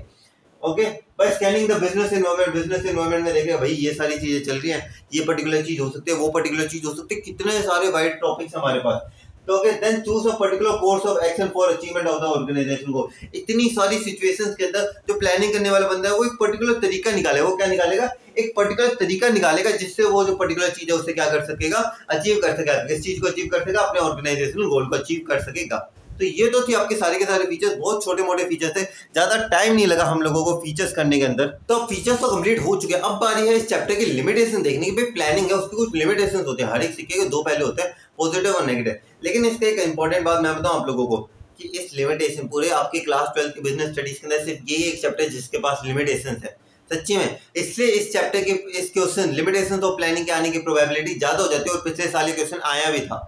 ओके, तो हम देखते हैं क्या है लिमिटेशंस ऑफ प्लानिंग की। प्लानिंग की बॉस क्या क्या लिमिटेशंस होती हैं, आइए देखते हैं। सबसे पहले आ जाता है लीड्स टू रिजिडिटी। पहला पॉइंट क्या था हमारे पास, leads to rigidity. Sir plan बना ले यार, ये काम इस तरीके से होना है। अब आपका एम्प्लॉयर सर ये काम अगर इस तरीके से ऐसे कर दे, नहीं ऐसे नहीं कर सकते, क्यों नहीं कर सकते, या मैं प्लानिंग बना चुका हूँ, मैं प्लानिंग पूरी कर चुका हूँ, अब मेरे पास एक पर्टिकुलर कोर्स ऑफ एक्शन है और तू पता है क्या कर रहा है, तू कह रहा है तू पर्टिकुलर जो कोर्स ऑफ एक्शन मैंने चूज किया थी मुश्किल से, हम उसे चेंज कर दें। तो इससे क्या हुआ, leads to rigidity, kills creativity as there is no development of employee। Employee की डेवलपमेंट नहीं होगी, वो तो सोचेगा यार मैं क्यों सोचूं फालतू, क्यों मैं अलग अलग तरीकों के बारे में सोचूं, कि पता है कि इस पर्टिकुलर तरीके से काम करना है, हमारे पास और तो कोई चीज है नहीं। अगर हमारे पास बढ़िया तरीका होता, हम बढ़िया तरीका सजेस्ट करते हैं, अगर प्लानिंग कन्वर्ट कर सकते हैं हम अपने अकॉर्डिंग, तब तो बढ़िया होता। लेकिन हमारा बॉस क्या है, लीड्स टू रिजिडिटी, रिजिडिटी की तरफ लेके जा रहा है ये। Okay, no development of employees as the employees blindly follow the man. Employees को क्या कहते हैं, भैया आप ब्लाइंडली फॉलो करो प्लान को, आपको ये नहीं, आपको अपने सजेशन नहीं देने, क्योंकि आप लोग अगर अपने सजेशन दोगे तो हमारी प्लानिंग जिस तरीके से हमने सोची हुई थी वो क्या हो जाएगी, कन्वर्ट हो जाएगी, है ना। अगर आप सोचोगे सर मुझे 95% प्लस चाहिए, हम उसके लिए अलग अलग तरीके से है ना मेहनत करें, हम उसमें अलग अलग तरीके के पर्टिकुलर हम नोट्स बना रहे हैं, हम एमसीक्यू सॉल्व कर रहे हैं, हम पीवाईक्यूज कर रहे हैं, हम अलग अलग चीजें कर रहे हैं। आपका एक दोस्त आके कहता भाई तू है ना एक काम कर, तू पीवाईक्यूज तो कर रहे है ना, पीवाईक्यूज के अलावा तो ना एक और ये पर्टिकुलर चैनल है इसकी वीडियो देख ले, उसमें एक 2-3 चैनलों के नाम बता दिए, आप क्या कहोगे, भाई देख मैंने जिस हिसाब से प्लानिंग करी है ना मुझे उसी हिसाब से चलने दे, ये फालतू की 3-5 मेरे सामने मत कर, मतलब क्या जो मैं कर रहा हूँ ना मुझे बस वही करने दो। They do not add their own creativity, जिस वजह से वो अपनी खुद की क्रिएटिविटी ऐड नहीं कर पाते, उन्होंने सोच लिया भाई मुझे इस साइड ही जाना है तो इस साइड ही जाना है। तो पहला पॉइंट, पहला लिमिटेशन आ जाती है हमारे पास लीड टू रिजिडिटी। दूसरा पॉइंट आ जाता है हमारे पास टाइम कंज्यूमिंग। क्या प्लानिंग 2 मिनट में हो जाती है, नहीं सर प्लानिंग के अंदर कितना टाइम लगता है, आपने बताया ना ये पर्टिकुलर इवेंट हो, इसके पॉजिटिव क्या है नेगेटिव क्या हो, साल में एक ही इवेंट थोड़ी ना 50 इवेंट होते हैं, हर एक इवेंट को देखना, अप्रैल के अंदर क्या क्या इवेंट हो सकता है, अप्रैल के मौसम कैसा रहेगा, उस हिसाब से सेल किस लेवल पे बढ़ेगी, सेल बढ़ेगी तो लोगों को डिस्काउंट किस तरीके से देना है, छोटे बच्चों का खेल थोड़ी ना। तो इसके अंदर देखा जाए सारी चीजों को प्लान करने के अंदर एक अच्छा खासा टाइम लगता है, क्या लगता है, एक अच्छा खासा टाइम लगता है। तो प्लानिंग क्या है, टाइम कंज्यूमिंग है, takes a lot of time in evaluating and selecting the alternatives. बहुत ज्यादा टाइम लगता है, हमने बता तो दिए 50 रास्ते, 50 रास्तों की लिस्ट निकालने में कोई दिक्कत नहीं है, 50 रास्तों के बारे में देखना कि अच्छा इस रास्ते के अंदर ये दिक्कत आ रही है, अच्छा उसमें ये दिक्कत है, इसमें ये दिक्कत है, क्यों हर एक चीज के कोई हर एक सिक्के के दो पहलू होते हैं, कुछ पॉजिटिव पॉइंट्स आएंगे तो कुछ नेगेटिव आएंगे, उसके अंदर ऐसा कोई डिसीजन चुनना जिसमें अच्छे खासे पॉजिटिव पॉइंट्स हो, थोड़े कम नेगेटिव पॉइंट हो, बहुत ही औखा काम है और टाइम कंज्यूमिंग भी है। It is not suitable in case of emergency. अगर जल्दबाजी का काम है, अगर आपको जल्दी से कोई काम है, इमरजेंसी का काम है कि भाई अभी जल्दी से हो जाने का, तो उसमें प्लानिंग काम नहीं आता। प्लानिंग है भाई हमें अच्छा खासा टाइम लगेगा सोचने के, तो प्लानिंग क्या है, टाइम कंज्यूमिंग। तीसरा पॉइंट आता है इन्वॉल्व ह्यूज कॉस्ट। क्या मैंने इतनी सारी चीजें बताई, ये करना होगा वो करना होगा, जो बंदा आएगा फ्री में थोड़ी ना काम करेगा, वो तो एक स्पेशलिस्ट होगा, स्पेशलिस्ट होगा। स्पेशलिस्ट क्या आपको भी पता है फीस कितनी तगड़ी होती है, आपके स्कूल के अंदर भी काफी ऐसे टीचर्स होंगे जो कहते होंगे ना यार ये पर्टिकुलर स्पेशलिस्ट टीचर है, इनकी फीस भी तो उस लेवल से ज्यादा होती है। तो इंटेलेक्चुअल प्रोसेस कौन सा, हमारे सोचने का प्रोसेस, प्रोसेस ऑफ थिंकिंग। हमारे जो प्रोसेस ऑफ थिंकिंग है ना, ये thinking process need to hire professional experts. आपको इसके अंदर जो प्रोफेशनल एक्सपर्ट्स है उन्हें क्या करना पड़ेगा, हायर करना पड़ेगा आपको प्रोफेशनल एक्सपर्ट्स को, due to which the cost increases, जिससे आपकी जो कॉस्ट होगी वो क्या हो जाएगी, इंक्रीज हो जाएगी। अगले पॉइंट पे आ जाते हैं, does not guarantee success. Boss आपकी प्लानिंग आपको सक्सेस नहीं गारंटी देगी। सर क्यों? हमने इतनी सारी चीजें देखी ऐसे वैसे। मैंने कहा एक एग्जांपल लेते हैं, ठीक है। अब मान लेते हैं आज चल रहा है, आज भी जैसे इंडिया और ऑस्ट्रेलिया का टेस्ट मैच WTC का फाइनल चल रहा है, ठीक है। ऑस्ट्रेलिया टीम ने अपनी अलग प्लानिंग करी, इंडिया टीम ने अपनी अपनी अलग प्लानिंग करी। दो टीम थी, दोनों टीमों ने अपनी अलग अलग प्लानिंग करी। अब किसी एक टीम की प्लानिंग, लेकिन जीतेगा तो कोई एक ही, या टाई हो जाए वो अलग बात है। लेकिन अगर देखा जाए, अगर मैं ओडीआई का बात कर लेता हूँ, ओडीआई का क्रिकेट है, इसके अंदर जीतेगा तो कोई एक ही। अब जीतने के अंदर देखो, अब कुछ जो एक टीम जीते, मानते हैं इंडिया जीत गई, ठीक है, तो हम क्या कहेंगे, इंडिया की प्लानिंग सक्सेसफुल होगी, ऑस्ट्रेलिया की प्लानिंग क्या होगी, फेल होगी। प्लानिंग तो दोनों ने करी थी, प्लानिंग के लिए तो दोनों के पास स्पेशलिस्ट एक्सपर्ट्स थे, लेकिन किसी एक की प्लानिंग फेल होगी तो किसी एक की प्लानिंग फेल होगी तो किसी एक की प्लानिंग सक्सेसफुल होगी। यानी कि हम इसमें क्या कह सकते हैं, does not guarantee success, success guarantee नहीं है। Future can not be predicted, such as a cricket match, एक क्रिकेट मैच की तरह फ्यूचर को प्रेडिक्ट नहीं कर सकते। Just like in a cricket match, both the teams prepare their own plans. सारी टीम क्या करती है, अपने अकॉर्डिंग प्लान्स बनाती है, अपने prepare their own plans, but one team one team plan succeed, एक टीम का तो प्लान सक्सीड हो जाता है while other team plan फिर ये तो हार जाती है, it loses the match whereas it wins the match, ये मैच जीत जाती है। तो ये पॉइंट आई गेस आप लोगों को क्लियर हो चुका होगा। ये बहुत ही बड़ी एग्जांपल है लिखने के अंदर, एग्जामिनेशन के अंदर। इन चैप्टर की नोट्स चाहिए तो फिर स्टार्टिंग ऑफ द वीडियो के अंदर आ जाती है, इसके अंदर जो हमारे इंस्टाग्राम की आईडी है वो स्टार्टिंग के अंदर आ जाएगी, वहां से आप नोट डाउनलोड कर लो, फ्री ऑफ कॉस्ट है, एक पैसा भी नहीं ले रहा आप लोगों से। देखो कितना अच्छा टीचर हूं मैं। चलो please subscribe to just Gawde channel. Okay, अगला पॉइंट आता है तुम्हारे पास लैक एक्यूरेसी। एक चीज बताओ, आपने जिस हिसाब से चीजें सोची है, आपने कभी ट्रिप करी है, आप ट्रिप को जिस हिसाब से सोचते हो क्या उस हिसाब से गुजरती है ट्रिप? नहीं सर, प्लान ट्रिप तो कभी वैसी होती नहीं है। तो आप लोगों ने अब प्रेडिक्ट करा फ्यूचर को, आप कौन से बाबा जी हो, आपको पता होगा कि इसी तरीके से सिचुएशन होगी, कुछ भी हो सकता है भविष्य के अंदर। तो लैक एक्यूरेसी, क्योंकि planning is based on assumptions. Planning किस चीजों के ऊपर बेस्ड होती है, हमारी एजम्पशंस के ऊपर, हमारी सोच के ऊपर प्लानिंग बेस्ड होती है। तो planning are based on assumptions और एजम्पशंस नॉट 100% करेक्ट। आपने जो सोचा क्या पक्का है कि 100% वही होगा? नहीं, कुछ भी हो सकता है। देयरफॉर इट लैक एक्यूरेसी, इसलिए क्या करता है, एक्यूरेसी की कमी होती है। लास्ट पार्ट आ जाता है इसके अंदर, does not work in dynamic environment. आपकी प्लानिंग डायनेमिक एनवायरनमेंट के अंदर नहीं होगी। डायनेमिक एनवायरनमेंट का मतलब बताओ सर? इसका मतलब होता है कॉन्टिन्यूअसली चेंजिंग। जो मेरी वीडियो रेगुलरली देख रहे हैं ना, उन्हें पता है कि सर आप ऐसी टर्म्स का इस्तेमाल कर रहे हो जो हर एक चैप्टर में आ रही है और हम उसका मतलब लिखा रहे हैं। अगर नहीं देखे मेरी वीडियो, प्लेलिस्ट बनी है, हमने चैप्टर नंबर 1 कवर करा हुआ है, हमने चैप्टर नंबर 3 कवर करा हुआ है, चैप्टर नंबर 4 अभी कंप्लीट होगा, चैप्टर नंबर 8 आने वाला है, 12 आने वाला है, हर एक चैप्टर की वीडियो आने वाली है। चैनल के साथ बने रहो और कमेंट सेक्शन के अंदर अपना नाम लिख दो ताकि मैं तुम लोगों से रेगुलरली इंटरेक्ट कर सकूं। Okay, does not work in dynamic environment, ये जो है हमारा बिजनेस एनवायरनमेंट, ये डायनेमिक एनवायरनमेंट के अंदर काम नहीं करता। Business environment is dynamic. Business environment क्या है? डायनेमिक है, that is it is continuously changing because of political sources जो हमने फैक्टर्स करे थे, डायमेंशन करे थे, उनकी वजह से हमारा जो बिजनेस एनवायरनमेंट है वो कंटीन्यूअसली चेंज है। अब सोचो, आपने सोचा हुआ है, आपने एजम्पशंस करी है कि इस हिसाब से काम होगा। अब उस एजम्पशंस के अंदर कुछ कमी आ गई, लैक ऑफ एक्यूरेसी। अब वो एजम्पशंस के अंदर कमी क्यों आई? बिजनेस एनवायरनमेंट डायनेमिक है तभी तो चेंज है। बिजनेस एनवायरनमेंट में चेंज हुआ तो प्लानिंग क्या आपकी उस सिचुएशन में काम करेगी? नहीं करेगी। जैसा अगर आप सोचते हैं कि अगर 2000 अभी जो कोविड वाला बैच था उसके अंदर क्लास 12 का एक बच्चा था, उसने अपने हिसाब से स्ट्रेटजी सोची हुई थी, मैं इस कोचिंग के अंदर लगूंगा, इस कोचिंग में रेगुलरली जाऊंगा, ये ऐसे करूंगा वैसे करूंगा। डायनेमिक एनवायरनमेंट, कोविड आ गया, कोचिंग बंद। डायनेमिक एनवायरनमेंट में आपकी प्लानिंग काम नहीं करी। Assumptions are made on keeping in mind a particular state, क्योंकि आप assumptions रखते हो। आप क्या, आप अपने क्लास 12 की प्लानिंग करी है, जैसे जो कोविड वाला बैच उसने क्या करी थी, सबको ठीक जाएगा साल के अंदर, यही सोची थी, लेकिन क्या हुआ? नहीं हुआ, क्योंकि assumptions है, लैग कर क्या करता है, एक्यूरेसी लैग करता है। Therefore due to dynamic environment planning may fail, क्योंकि डायनेमिक एनवायरनमेंट की वजह से आपकी जो प्लानिंग है वो फेल भी हो सकती है। तो ये तो थे आपकी फीचर्स, लिमिटेशंस है ना। तो आज हम क्या करने वाले हैं, आज हम करने वाले हैं इंपॉर्टेंस ऑफ प्लानिंग को। तो चलिए शुरू करते हैं आज का अगला टॉपिक, जिसका नाम क्या है, इंपॉर्टेंस ऑफ प्लानिंग। से पहले हम फीचर्स, लिमिटेशंस, प्लानिंग का मतलब, प्लानिंग का प्रोसेस, सारी चीजें अच्छे से कवर कर चुके हैं। अब बस इसके अलावा टाइप्स ऑफ प्लान पढ़े हमारे। तो चलिए सबसे पहले इंपॉर्टेंस देखते हैं। तो सबसे पहले इंपॉर्टेंस क्या है, प्रोवाइडिंग डायरेक्शन। या प्लानिंग क्या होती है? प्लानिंग होती है सर आपका अल्टीमेट गोल क्या है, उसके लिए अलग अलग प्लान्स बनाना। मैंने कहा ठीक है, प्लानिंग क्या होता है, आपका जो अल्टीमेट गोल है उससे फुलफिलमेंट के लिए अलग अलग प्लान्स बनाना। अब एक चीज बताओ, आप ये जो अलग अलग प्लान्स बनाते हो इससे क्या होता है, आपको एक डायरेक्शन मिलती है क्या, जिससे आप अपने आपका जो गोल है उससे अचीव कर सकते हो। हाँ जी सर, जैसे आपका गोल है कि सर मुझे 95% प्लस चाहिए, उसके लिए मुझे अब 95% प्लस क्या आपका गोल है, उसके लिए आपने क्या आपने प्लान्स बनाए, मुझे नोट्स बनाने हैं, मुझे रजिस्टर की वीडियो देखनी है, मुझे इसके अलावा PYQ सॉल्व करना है। तो अगर आप इन पाथ के ऊपर चलोगे, आप प्लानिंग को फॉलो करोगे, तो क्या आप अपने गोल तक पहुंचोगे? हाँ जी सर। क्यों पहुंचोगे? क्यों सर? हमने प्लान को डिजाइन ही इस तरीके से किया ताकि हम अचीवमेंट ऑफ ऑर्गेनाइजेशनल गोल को हम अचीव कर सकें। तो वही है, everything is already determined in the plan. जब आपको पता है कि भाई मुझे नोट्स बनाने हैं, मुझे PYQs करने हैं, मुझे ये करना है, everything is already determined in the plan. सारी चीजें पहले से आपके दिमाग में है, so everybody know what to do and how to do. तो भटकाव नहीं होता प्लानिंग के अंदर। क्या नहीं होता? भटकाव नहीं होता। क्या अगर एक सिचुएशन आ जाए यार अभी ये करूं या वो करूं, अगर प्लानिंग है तो आपको पता होगा कि प्लानिंग के अंदर क्या होता है। एक फीचर था इन्वॉल्व डिसीजन मेकिंग। प्लानिंग के अंदर आपने पहले से डिसाइड करा हुआ है कि जैसे 2 रास्ते हैं, मुझे इसी रास्ते पे जाना है, ये प्लानिंग के अंदर आपने डिसाइड करा हुआ था। अगर प्लानिंग नहीं करी तो आप क्या होगा?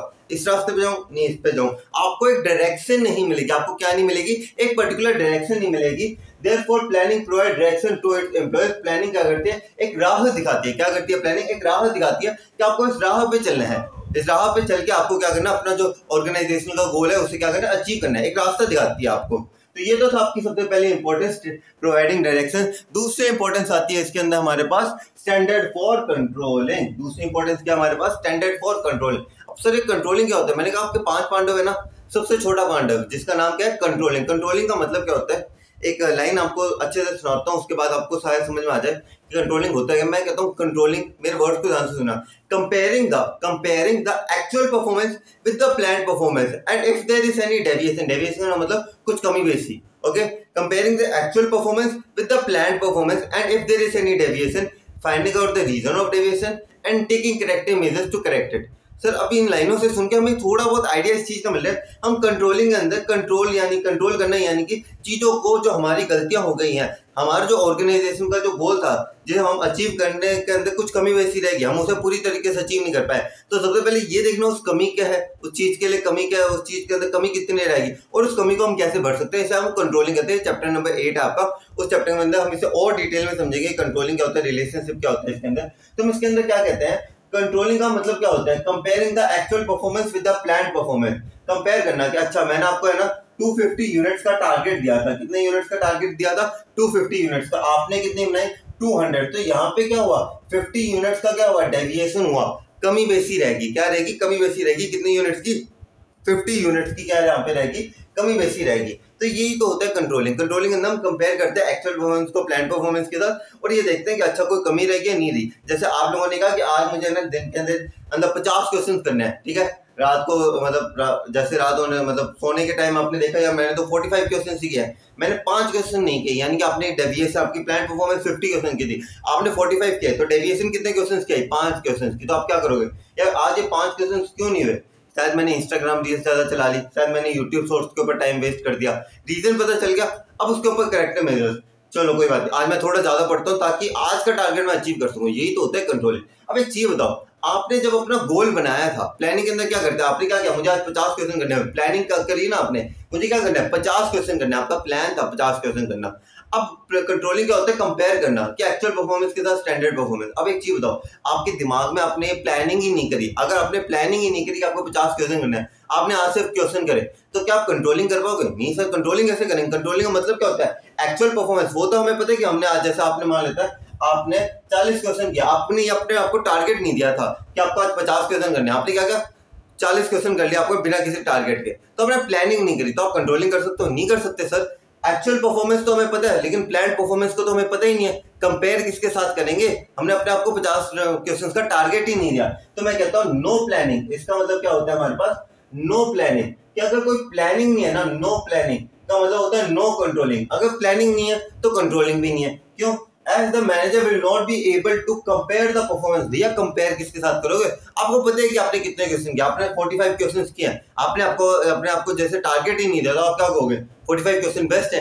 लेकिन जब आपने अपने आप को टारगेट दिया 50 क्वेश्चन का, तो वो क्या होगी? आपकी प्लान परफॉर्मेंस होगी। अब इसके अंदर क्या, हमारे एग्जांपल के अंदर एक्चुअल परफॉर्मेंस तो है लेकिन प्लान परफॉर्मेंस है नहीं, क्योंकि हमने अपने आप को टारगेट दिया ही नहीं था। तो इसके अंदर क्या है? Comparing the performance and know whether the performance is according to the plan और नॉट। आप क्या देख रहे हो कि आज की performance according to the plan थी या नहीं थी, कि आज मैंने 50 क्वेश्चन का टारगेट जी गया या नहीं क्या। अगर प्लानिंग नहीं करोगे तो कंट्रोलिंग भी नहीं कर पाओगे। तो ये था स्टैंडर्ड फॉर कंट्रोलिंग, यानी कि अगर प्लानिंग है तो ही कंट्रोलिंग का वजूद, अगर प्लानिंग नहीं तो कंट्रोलिंग का कोई वजूद नहीं।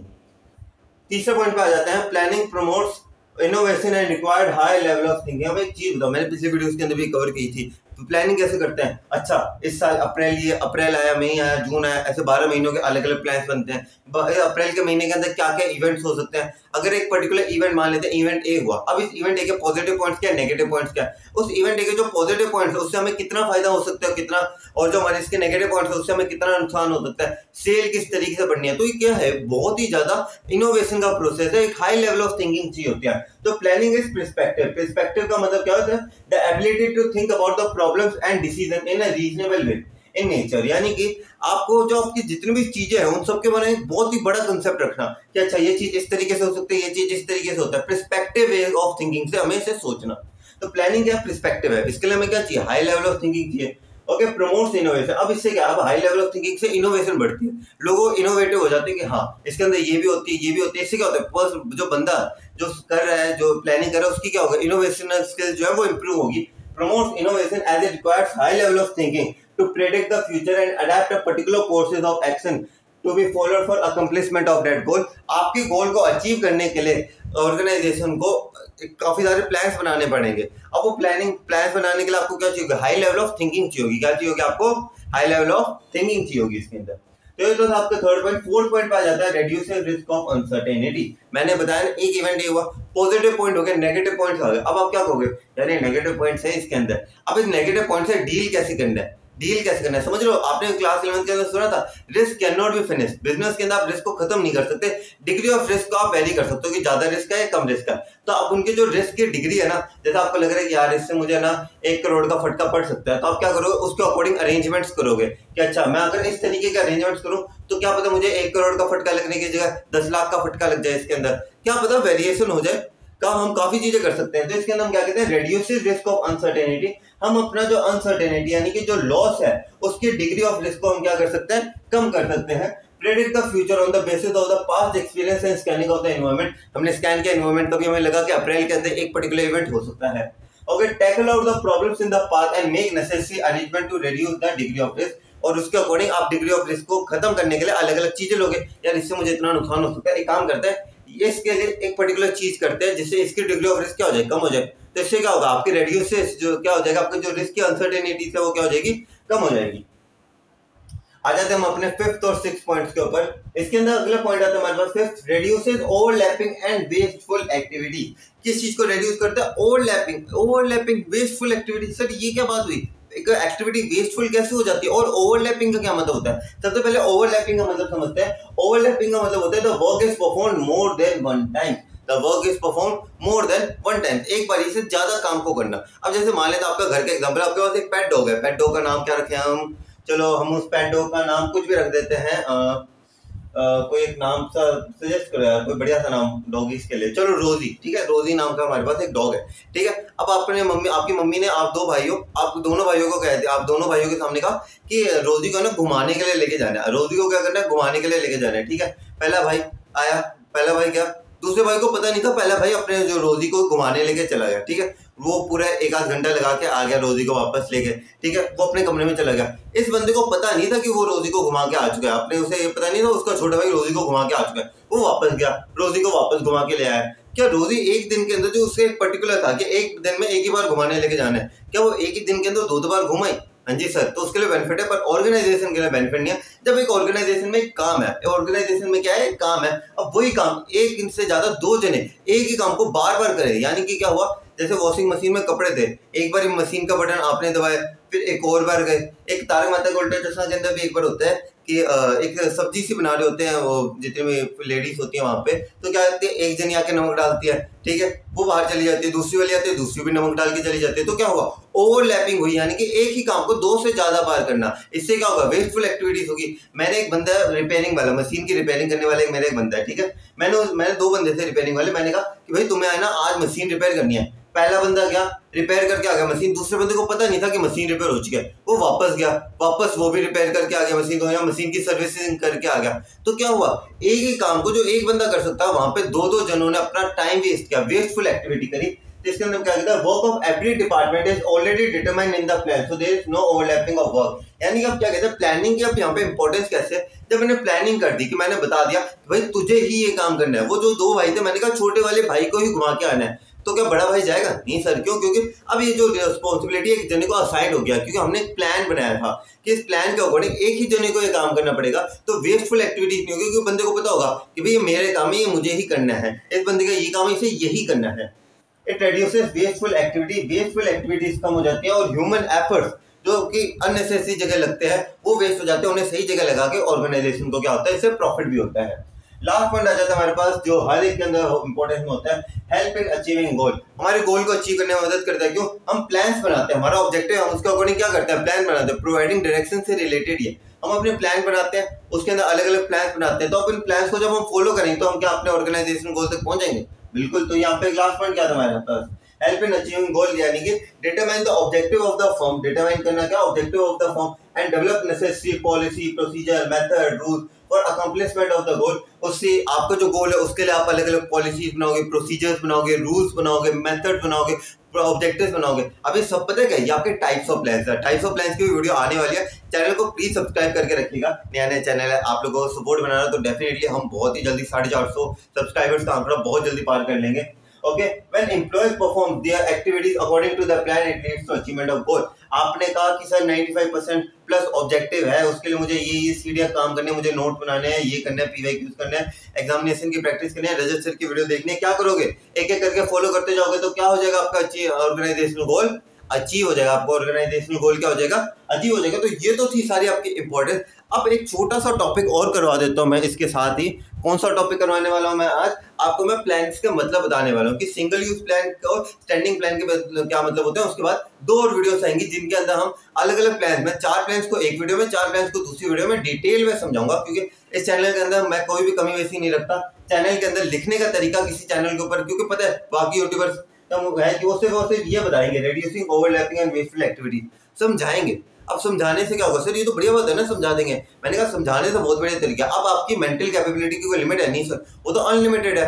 एक पर्टिकुलर चीज को सोच के आपके दिमाग में कितने सारे व्यू पॉइंट्स आएंगे। पर बॉस 3 नंबर का क्वेश्चन है, 4 नंबर का क्वेश्चन है, 6 नंबर का क्वेश्चन है, वर्ड लिमिट फिक्स्ड है। अब इस वर्ड लिमिट के अंदर अपना बेस्ट आंसर कैसे लिखे वो इसी चैनल के ऊपर पता चलता है आप लोगों को, क्योंकि मैं अच्छे से ये नोट्स बनाने के अंदर बहुत मेहनत जाती है हमारी और हमारी टीम की। तो प्लीज चैनल को सब्सक्राइब किया कीजिए। आनंद मूल्य इंस्टीट्यूशन अम्मी माँ का इंस्टीट्यूशन है, तो प्लीज सब्सक्राइब करके रखिएगा हमारे चैनल को, ताकि हम 450 सब्सक्राइबर्स का आंकड़ा बहुत जल्दी पार करें। अब हम आ जाते हैं हमारे अगले के ऊपर, जो कि है plans and types of plan. से मैं टाइप्स ऑफ प्लान का एक मेन मार्क के बताऊंगा, ज्यादा नहीं बताऊंगा इसके अंदर। Okay, plan. ओके, तो प्लान, अब मैंने कहा कि प्लानिंग के अंदर मैंने अलग अलग प्लान्स बनाए। तो प्लान क्या होता है, एक डॉक्यूमेंट होती है। जैसे अच्छा अप्रैल में ये प्लान है, अच्छा मई में ये प्लान है, अच्छा जुलाई में ये प्लान है। ओके, क्या हुआ, प्लान्स बनाए जिससे हम क्या कर सकते हैं, ऑर्गेनाइजेशन गोल को अचीव कर सके। क्या मैं ऐसे कहूँ कि जो प्लान्स है, आपका जो अल्टीमेट गोल है, उसके लिए एक तरीके की सीढ़ियां है। उसके लिए क्या एक तरीके की सीढ़ियां ही तो है। ये प्लान 1 है, अप्रैल का प्लान है, मई का प्लान है, जून का। इस प्लान को फॉलो करते करते क्या हो जाएगा, आपका ऑर्गेनाइजेशनल गोल क्या हो जाएगा, अचीव हो जाएगा। तो प्लान क्या होता है, plan is a document that tells how an organization goal is to be achieve. अब देखो, प्लान क्या एक डॉक्यूमेंट है जो कि बताता है कि हाउ, कि अच्छा अप्रैल में ये चीजें करने से हमारा ऑर्गेनाइजेशन गोल क्या हो जाएगा, अचीव हो जाएगा। Plan tells how an organization goal is to be achieve. इसके अलावा हमारे पास 2 टाइप्स के प्लान आते हैं हमारे पास, सिंगल यूज प्लान और स्टैंडिंग प्लान। नाम से पता चल रहा है सिंगल यूज प्लान सर जो एक ही बारी में स्टार्ट होगा। इसका एग्जांपल बताऊं मैं आपको, बजट एग्जांपल है इसका। बजट, आपका जो बजट आता है कब आता है सर, 1 अप्रैल को लागू हो जाता है, 31 मार्च तक चलता है। क्या ये 31 मार्च के बाद क्या उस बजट का कोई अस्तित्व रहता है? नहीं सर, वो बजट खत्म हो जाता है। Discarded when the plan is over, आपका प्लान का टाइम पीरियड कंप्लीट हो गया, discarded when the plan is over. इसके अलावा एक और बजट के अलावा इसके अंदर प्रोग्राम आता है, शादी ब्याह का प्रोग्राम, ये नाम सुना है, हम भी यूज करते हैं शादी ब्याह का प्रोग्राम। यार वहां पे प्रोग्राम चल रहा है, प्रोग्राम भी क्या है, एक सर्टेन पीरियड पे कंप्लीट हो जाएगा। जैसे शादी एक प्रोग्राम है, शादी क्या लगातार चलती रहेगी? नहीं सर, एक बार एक पॉइंट पे तो खत्म हो जाएगी। जिस दिन शादी के 7 फेरे हो गए उस दिन शादी कंप्लीट है, उस दिन प्रोग्राम खत्म है। प्रोग्राम क्या होगा, खत्म हो गया। बर्थडे पार्टी है, रात को 12 बजे के बाद बर्थडे पार्टी खत्म, यानी कि प्रोग्राम खत्म। Discarded when the plan is over, नई सिचुएशन, अगले साल वापस बर्थडे, नई सिचुएशन है तो नई प्लान आएंगे। ऐसा थोड़ी ना कि भाई पिछले साल वाला बर्थडे इस साल मना लो, नहीं। क्या होगा, नई सिचुएशन नए प्लान आएंगे, नया साल तो नया बजट आएगा। Prepared for one time project, एक टाइम के प्रोजेक्ट के लिए। आपका बर्थडे एक बार आता है, शादी तो चलो एक से ज्यादा बार भी हो सकती है। ओके, वन टाइम प्रोजेक्ट के लिए या स्पेसिफिक पर्पसेस के लिए वन टाइम प्रोजेक्ट। आपका बजट ओके, फॉर एग्जांपल आपका बजट हो गया, आपका प्रोग्राम हो गया। ये प्रोग्राम और बजट आपकी टाइप्स ऑफ प्लान है, उन्हें भी मैं इनके ऊपर डिटेल वीडियो बनाना चाहता हूँ क्योंकि इन्हें अच्छे से कवर करना, क्योंकि ये इंपॉर्टेंस अच्छी खासी इंपॉर्टेंस रखता है आपके फाइनल एग्जामिनेशन के अंदर।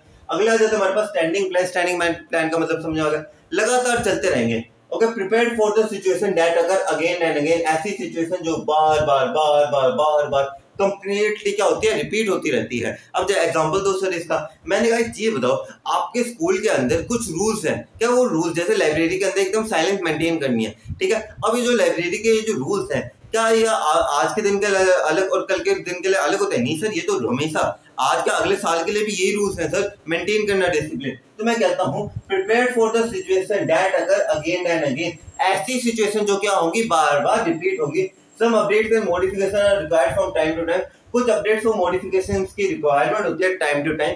फॉर एग्जांपल प्रोसीजर, रूल्स, इन सब के अंदर प्रोसीजर, एडमिशन प्रोसीजर है, क्या एडमिशन प्रोसीजर आज अलग है कल अलग है? नहीं, एक साल तक ही चलेगा? नहीं सर, हर साल के लिए एडमिशन प्रोसीजर तो सेम होगा, रूल्स हैं, रूल्स भी सेम चलेंगे। तो ये तो थे आपके सिंगल यूज प्लान, ये था आपके स्टैंडिंग प्लान। तो हम लोगों ने इंपॉर्टेंस कर ली सर, फीचर्स कर लिए सर, लिमिटेशन कर ली, प्रोसेस कर लिया।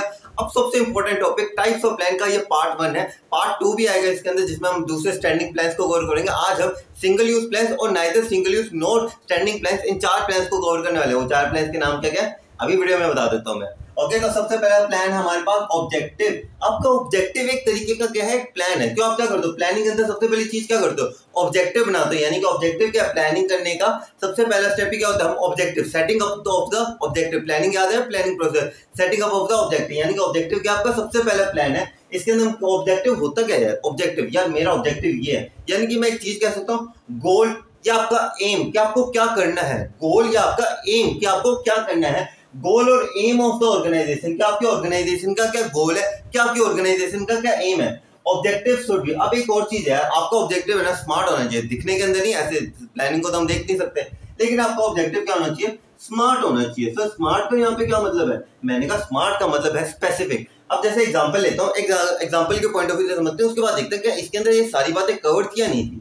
फॉर एग्जांपल हमने एग्जांपल लिया, increase the sale by 10% within 6 month. क्या आपको अपनी जो सेल है ना, आपको अपनी जो सेल है वो 10% से इंक्रीज करनी है 6 महीनों के अंदर। कितने मंथ के अंदर, 6 मंथ के अंदर आपको अपनी जो सेल है वो 10% से इंक्रीज करनी है, ठीक है। ये ऑब्जेक्टिव है आपका।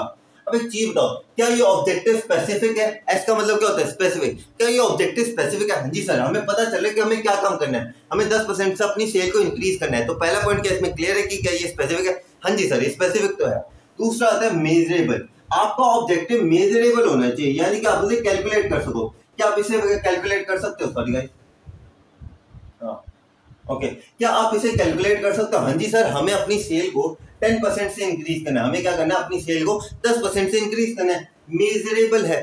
ये आता है अचीवेबल। अचीवेबल का मतलब है आपको ऐसा ऑब्जेक्टिव बनाना चाहिए जो अचीवेबल हो। आप ऑब्जेक्टिव बना रहे हो, जैसे अगर कोई बच्चा है जो थोड़ा मतलब ठीक है पढ़ाई के अंदर, ज्यादा मतलब अच्छा नहीं है, ज्यादा अच्छा की बात नहीं होती, पढ़ाई में कोई अच्छा बुरा नहीं होता, जो जिसके थोड़े क्या नाम लेते हैं तो पढ़ाई के अंदर शायद इतना कंट्रीब्यूट नहीं कर पाता, अगर वो 100% की अगर आकांक्षा करता है क्या मुझे 100% चाहिए, ठीक है, तो उसके लिए क्या थोड़ा सा अचीवेबल है। ये कंपनी, अगर आज कंपनी खुली है, ठीक है, एकदम छोटी सी कंपनी है, वो ऑब्जेक्टिव बनाती है कि मुझे 1 महीने के अंदर मैं दुनिया की सबसे बड़ी कंपनी बन जाऊंगी। क्या बन जाएगी 1 महीने के अंदर? नहीं नहीं सर, ऐसे थोड़ी ना, बड़े बड़े बिजनेसेस नहीं बन पाएगी, एक छोटी सी कंपनी 1 महीने में नहीं बन पाएगी, आएगी तो बन सकती है कुछ टाइम के बाद। यानी कि आपको जो गोल बनाओ ना अचीवेबल होने चाहिए, ऐसे नहीं कि हवा में बातें करो। तो सेल को 10% से इंक्रीज करना किसी भी ऑर्गेनाइजेशन के लिए अच्छे अचीवेबल है, कोई ज्यादा डिफिकल्ट टास्क नहीं है। रेलेवेंट होना चाहिए, रेलेवेंट होना चाहिए भाई, सही होना चाहिए, ऐसा नहीं होना चाहिए कि ऐसे आपको पक्का होना चाहिए कि हाँ ऐसे मतलब हवा की बातें नहीं करनी चाहिए, अचीवेबल जैसे हवा वाली बातें नहीं करनी चाहिए। सेल को इंक्रीज करना 10 महीने में, बात सही है। टी है टाइम बाउंडेड। आपको ऐसा करना चाहिए, आपको जो गोल, आप जो प्लान बनाओ ना, उन्हें ऐसा बता देना चाहिए कि भैया इस टाइम पीरियड के अंदर ही करना है। वरना आप कह दो भैया 250 यूनिट बनानी, कितनी बनानी है, 250 यूनिट बनानी है। पहले दिन गए, हाँ जी भैया कितनी बनाई, भैया काम चालू कर रहे हैं अभी थोड़ा टाइम लगेगा। 10 दिन बाद गया, भैया कितनी बना लिया आपने, भैया अभी 10 एक बनाई है, भैया कब पूरा करोगे काम, भैया आपने तो मुझे टाइम लिमिट बताया ही नहीं, तो मैं तो अपने अकॉर्डिंग काम कर रहा हूँ। जब तक आप अपने आप को टाइम लिमिट नहीं दोगे तब तक आपका ऑब्जेक्टिव सही समय पे पूरा नहीं हो पाएगा। तो इसके अंदर आपको 5 स्मार्ट का मतलब समझ आ गया कि ऑब्जेक्टिव आपका क्या होना चाहिए, स्मार्ट होना चाहिए, स्पेसिफिक, मेजरेबल, अचीवेबल, रेलेवेंट और time bounded. Okay, related to the end result does not relate with the activity perform. अब एक चीज दो, आपका ऑब्जेक्टिव है कि सर मुझे है ना मेरा स्कूल टॉप करना है, मुझे 95% प्लस लेके आना है, ये क्या आपका ऑब्जेक्टिव है, ठीक है। अब आप उसके लिए जो प्लान्स बना रहे हो ना, जैसे आप उसके लिए कह रहे हो कि मुझे PYQs करना है, क्या PYQs करना ऑब्जेक्टिव है? नहीं सर, ये तो हमारे प्लान का हिस्सा है। वही कहते हैं ऑब्जेक्टिव का मतलब, बहुत इंपॉर्टेंट लाइन बोल रहा हूँ, ऑब्जेक्टिव का मतलब है कि आपको जो अल्टीमेट गोल है, ऑब्जेक्टिव का मतलब जो आपका अल्टीमेट गोल है उसी को ही रिलेट करना है। ऑब्जेक्टिव का मतलब related to the end result, कि भाई आपका ऑब्जेक्टिव क्या है। आप कहते हो आपके रिलेटिव पूछोगे बेटा आपको क्या बनना है, आपको CA बनना है, CS बनना है, आप ये कहते हो कि मुझे ये काम, मुझे क्या नाम लेता है, मुझे पढ़ाई करनी है, मुझे पहले CA की पढ़ाई करनी है। नहीं, आप क्या कहते हो, मेरा अल्टीमेट ऑब्जेक्टिव बताते हो, यानी कि related to the end result does not relate with the activity perform. ये और लास्ट पॉइंट आता है इसके अंदर, it act as a guide for the overall business planning. आपके बिजनेस की ओवरऑल प्लानिंग के अंदर एक तरीके की गाइड की तरह ये आपको मदद करते हैं कि आप काम किस हिसाब से करोगे, अपने ऑब्जेक्टिव्स के अकॉर्डिंग करोगे। मेरा ये ऑब्जेक्टिव है तो मैं उसके अकॉर्डिंग प्लान बनाऊंगा। तो क्या हुआ, एक आपको क्या मिली, इंपॉर्टेंस करी थी ना। दूसरा पॉइंट, पहला पॉइंट क्या था, प्रोवाइडिंग डायरेक्शन। आपको क्या मिले, एक डायरेक्शन मिल गई कि भाई मुझे इसी डायरेक्शन के अंदर काम करना है, एक डायरेक्शन मिल गई। It act as a guide for overall business planning. आपको अपने ओवरऑल बिजनेस प्लानिंग के लिए क्या मिल जाती है, गाइड मिल जाती है इसके अंदर। ओके, तो आई होप आपको पहला ऑब्जेक्टिव क्लियर हो गया होगा, पहला प्लान क्लियर हो चुका होगा। ऑब्जेक्टिव, प्लान और स्ट्रैटेजी ज्यादा नहीं आता, लेकिन ऑब्जेक्टिव बहुत बार आता है। अच्छे से करना, और इस ये जो स्मार्ट है ना, इसकी पूरी डेफिनेशन लिख के आना। Objective should be smart, that is S specific, M measurable, A achievable, R relevant, T time bounded, ऐसे लिख के आना। जगह थोड़ी भरनी है, भरी हुई सी लगनी चाहिए, अच्छा कंटेंट होना चाहिए। तो मैं हमेशा कहता हूँ दूसरे चैनल्स के ऊपर सिर्फ ये बता दिया जाएगा ऑब्जेक्टिव क्या है, आपके दिमाग में 50 सोर्स आएंगे, लेकिन उनका बेस्ट एफर्ट कहाँ डालना है वो यहीं पे पता चलेगा। नोट्स फ्री ऑफ कॉस्ट है, इंस्टाग्राम पे जाओ, डाउनलोड करो, कोई चिंता नहीं है बॉस, फ्री ऑफ कॉस्ट, एक पैसा भी नहीं ले रहा मैं नोट्स का। बस चैनल को सब्सक्राइब करो यार, आप लोगों को प्यार मिले। आप लोगों को प्यार किस तरीके से मिलेगा, मुझे सब्सक्राइबर्स के फॉर्म के अंदर, कि अगर आज हम 405 सब्सक्राइबर आपके आशीर्वाद की वजह से, अगर हम 450 या 500 का आंकड़ा भी पार करते हैं, बहुत बढ़िया रहेगा हमारे लिए। छोटा चैनल है पर कोई बात नहीं, छोटा चैनल एक दिन बड़ा जरूर बनेगा। हम आ जाते हैं अपने अगले प्लान के ऊपर। थैंक यू तो बाद में, चलो हाँ, अपने अगर मेरा चैनल सब्सक्राइब कर लिया तो आप लोगों को थैंक यू। दूसरे हम प्लान के ऊपर आ जाते हैं, स्ट्रैटेजी। दूसरे प्लान के ऊपर आ जाते हैं, जैसे कि एक स्ट्रैटेजी। अब स्ट्रैटेजी पता क्या होता है, आपने सुना यार है ना, हम है ना स्ट्रैटेजी बनाते हैं ताकि हम इस काम को इस तरीके से कर सकें। ऑब्जेक्टिव को फुलफिल करने के लिए आप क्या करते हो, स्ट्रैटेजी तो बनाते हो। अब आपने कहा कि मुझे है ना PYQs करना है, क्या आपकी स्ट्रैटेजी है वो, क्या आपको काम किस तरीके से करना है। लेकिन ये तो आगे होगी आपकी पढ़ाई की बात। लेकिन आपको अगर ऑर्गेनाइजेशन के लिए देखा जाए, इसका कीवर्ड है, इसका क्या है, एक कीवर्ड है जिससे आप स्ट्रैटेजी को पहचान लोगे अच्छे से। स्ट्रैटेजी को करना ज्यादा मुश्किल नहीं है बॉस, स्ट्रैटेजी को पहचानना ज्यादा मुश्किल है। स्ट्रैटेजी लिखने का तो कोई दिक्कत नहीं है, लेकिन स्ट्रैटेजी को पहचानना बहुत ज्यादा मुश्किल है। इसके अंदर क्या है, इसकी की पॉइंट है related to the launch of new product. जब भी केस स्टडी आएगा, केस स्टडी के अंदर ऐसा डायरेक्टली नहीं आएगा, जब भी आपको केस स्टडी के अंदर ये दिख जाए न्यू प्रोडक्ट से रिलेटेड कोई बात हो रही है, उसकी लॉन्च से रिलेटेड कोई बात हो रही है, आंखें बंद करके स्ट्रैटेजी लिखाना गारंटेड है स्ट्रैटेजी होगा। क्योंकि यही एक है, क्योंकि आप स्ट्रैटेजी की ऑर्गेनाइजेशन स्ट्रैटेजी किस चीज के लिए बनाएगी, अपने प्रोडक्ट को प्रमोट करने के लिए तो बनाएगी। ऑर्गेनाइजेशन पर्टिकुलर स्ट्रैटेजी बनाती है, किस लिए बनाती है, ताकि भैया मेरा मेरा जो प्रोडक्ट है वो ग्रो कर सके मार्केट के अंदर, इसलिए बनाती है। तो क्या है, related to the launch of new product. ये रिलेटेड होता है किससे, लॉन्च ऑफ न्यू प्रोडक्ट। भी मेरा नया मार्केट के अंदर प्रोडक्ट है, उसके लिए तो मैं स्ट्रैटेजीज बनाऊंगा। ये मेरा नया प्रोडक्ट है, इसके लिए तो स्ट्रैटेजी बनाऊंगा। स्ट्रैटेजी बनाते किसके लिए, नए प्रोडक्ट को लॉन्च करने के लिए या नए प्रोडक्ट की सेल को बढ़ाने के लिए। तो ये लाइन सबसे इंपॉर्टेंट है यार, इसे की मार्क कर लेना। नोट्स आपको मिल जाए तो उनका प्रिंट आउट निकलवा लेना यार, ठीक है। एक दिन रेडी पे कम खड़े होकर मोमोस मत खाने एक दिन, लेकिन उन पैसों के नोट्स को प्रिंट आउट करवा लो। नोट्स फ्री ऑफ कॉस्ट है, आपको इंस्टाग्राम पर से मिल जाएंगे, 5 साल जाकर डाउनलोड कर सकते हैं। अगला पॉइंट आता है इसके अंदर, डायमेंशंस ऑफ स्ट्रैटेजी। अब स्ट्रैटेजी एक बहुत बड़ा कंसेप्ट है। अब आपने स्ट्रैटेजी बनाई, ठीक है, आपने स्ट्रैटेजी बनाई। जैसे कोलगेट के एक बड़ा मस्त एग्जांपल है कोलगेट का। कोलगेट जो थी ना, तो कोलगेट जो थी ना, उसने एक बार क्या हुआ कि एक इंडियन का था ये सजेशन, तो कोलगेट कंपनी थी, तो उन्होंने कहा यार हमें अपनी है ना सेल इंक्रीज करनी है, करे कैसे ये नहीं है। तो नॉर्मली आप लोगों को मेरे दिमाग में क्या ओपिनियंस आते होंगे, यार आप है ना प्राइस कम कर दो, डिस्काउंट दे दो, लकी ड्रॉस निकाल दो। कॉमन हम लोगों के दिमाग के अंदर कि ये पॉइंट्स होंगे। उन्होंने पता है एक इंडियन ने क्या सजेशन दिया, जो कोलगेट का जो कैप होता है ना, आप उस कैप का साइज जो है ना, उस कैप का साइज बड़ा कर दो। इससे क्या होगी, ज्यादा कोलगेट निकलेगी एक बार में, ज्यादा जल्दी प्रोडक्ट कंप्लीट होगा, तो ज्यादा सेल होगी। तो क्या हुआ, एक स्ट्रैटेजी थी, एक launch of a new product. यानी कि अगर प्रोडक्ट लॉन्च भी हो रहा था, आपकी स्ट्रैटेजी थी एक प्रोडक्ट को एनहेंस करने के लिए क्या किया आपने, एक स्ट्रैटेजी बनाई थी। अब इसके अंदर हम क्या कहते हैं, डायमेंशंस ऑफ स्ट्रैटेजी। ओके, अब इसी कोलगेट के एग्जांपल को आगे कंटिन्यू करते हुए देखते हैं क्या इसके अंदर हम स्ट्रैटेजी को फिट कर पाते हैं या नहीं। ओके, डायमेंशंस ऑफ स्ट्रेटजी के क्या क्या डायमेंशन है? डिटरमाइन लॉन्ग टर्म ऑब्जेक्टिव, आपका लॉन्ग टर्म ऑब्जेक्टिव है डिटरमाइन करती है। Adopting a particular courses of action, अब आपका लॉन्ग टर्म ऑब्जेक्टिव तो हो गया, अब उस लॉन्ग टर्म ऑब्जेक्टिव को पूरा करने के लिए कौन से एक्शंस करने हैं। आपको एक ऑब्जेक्टिव है, ठीक है, जैसे आपने कहा कि मुझे मेरी सेल इंक्रीज करनी है, उसके लिए आपने क्या किया, एक पर्टिकुलर कोर्स ऑफ एक्शन, यानी कि आपने साइज ऑफ वो जो कैप था जिससे कोलगेट निकलता है उसे क्या कर दिया, बड़ा कर दिया। Adopting a particular courses of action, उसे अडॉप्ट कर लिया। एलोकेटिंग, अगला पॉइंट आता है इसके अंदर, allocating resources for achievement of organisational goal. अब आपने क्या किया, जो कोलगेट के आगे जो वो ढक्कन सा लगता है जिससे ट्यूब निकलती है, आपने क्या किया, उसे छोड़ा और नए रिसोर्सेज लेके, यानी कि एलोकेट किया आपने रिसोर्सेज, क्या किया आपने, एलोकेट किया रिसोर्सेज, नए रिसोर्सेज लेके जिसके अंदर जो कैप का जो साइज है वो बड़ा हो। Allocating resources for the achievement of objective. तो ये है आपके तीन डायमेंशंस, क्या, डिटरमाइन करना लॉन्ग टर्म ऑब्जेक्टिव कि हमें अपनी सेल इंक्रीज करनी है, यानी adopting a particular course of action, हम कैप का जो साइज है वो बड़ा करेंगे। Allocating resources for the achievement of objective, आप जो सामान पड़ा है उसे हटाओ, नया सामान लेके आओ जिसके अंदर हम जो साइज है कैप का वो हम बड़ा कर सके। अगला पॉइंट आ जाता है prepared by the top level. ये देखो प्रोडक्ट की जो डेवलपमेंट है ये कौन सोचेगा, मिडिल लेवल नहीं सोचेगा, ना लोअर लेवल सोचेगा, कौन सोचेगा, टॉप लेवल सोचेगा।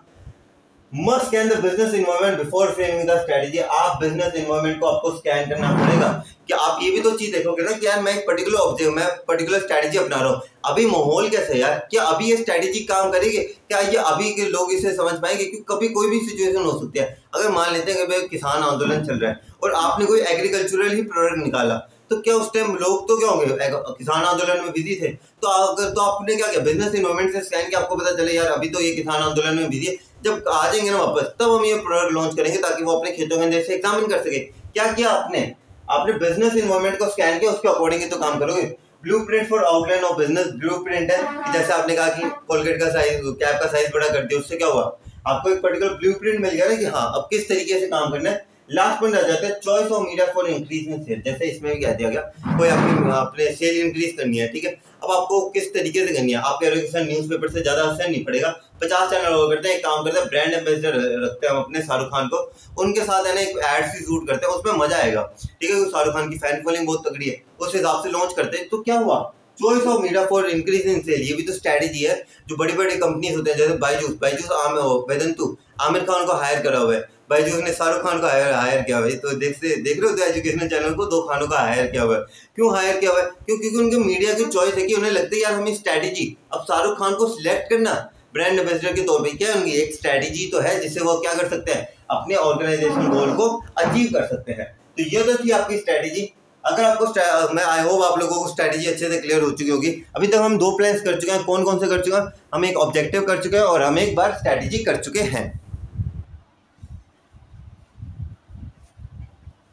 तो अभी तक हम लोगों ने neither single use not standing plan कर लिया। अब बार ये कुछ सिंगल यूज प्लान को करने की, 2 ही सिंगल यूज प्लान है। कौन कौन से, मैंने पहले बताया था, कौन कौन से, बजट और प्रोग्राम। अब हम बजट और प्रोग्राम को डिटेल में देखने वाले हैं। तो आपका तीसरा प्लान आ जाता है आपके पास, कौन सा, बजट। बजट सर ये नाम सुना सा है सर, ये तो हमारे इकोनॉमिक्स के अंदर गवर्नमेंट बजट। मैंने कहा बिल्कुल सही, गवर्नमेंट बजट को ही हमारे यहाँ पे बजट की तरह हम रेफर करते हैं। अब एक चीज बताओ यार, सिंगल यूज प्लान है, क्या बजट आपका एक स्पेसिफिक पीरियड से एक स्पेसिफिक पीरियड तक होता है? हाँ जी सर, 1 अप्रैल से 31 मार्च तक होता है। मैंने कहा बिल्कुल सही है। चलो एक आप लोगों से इकोनॉमिक्स का थोड़ा सवाल पूछता हूँ, हमारा बजट कौन सी डेट को रिलीज होता है?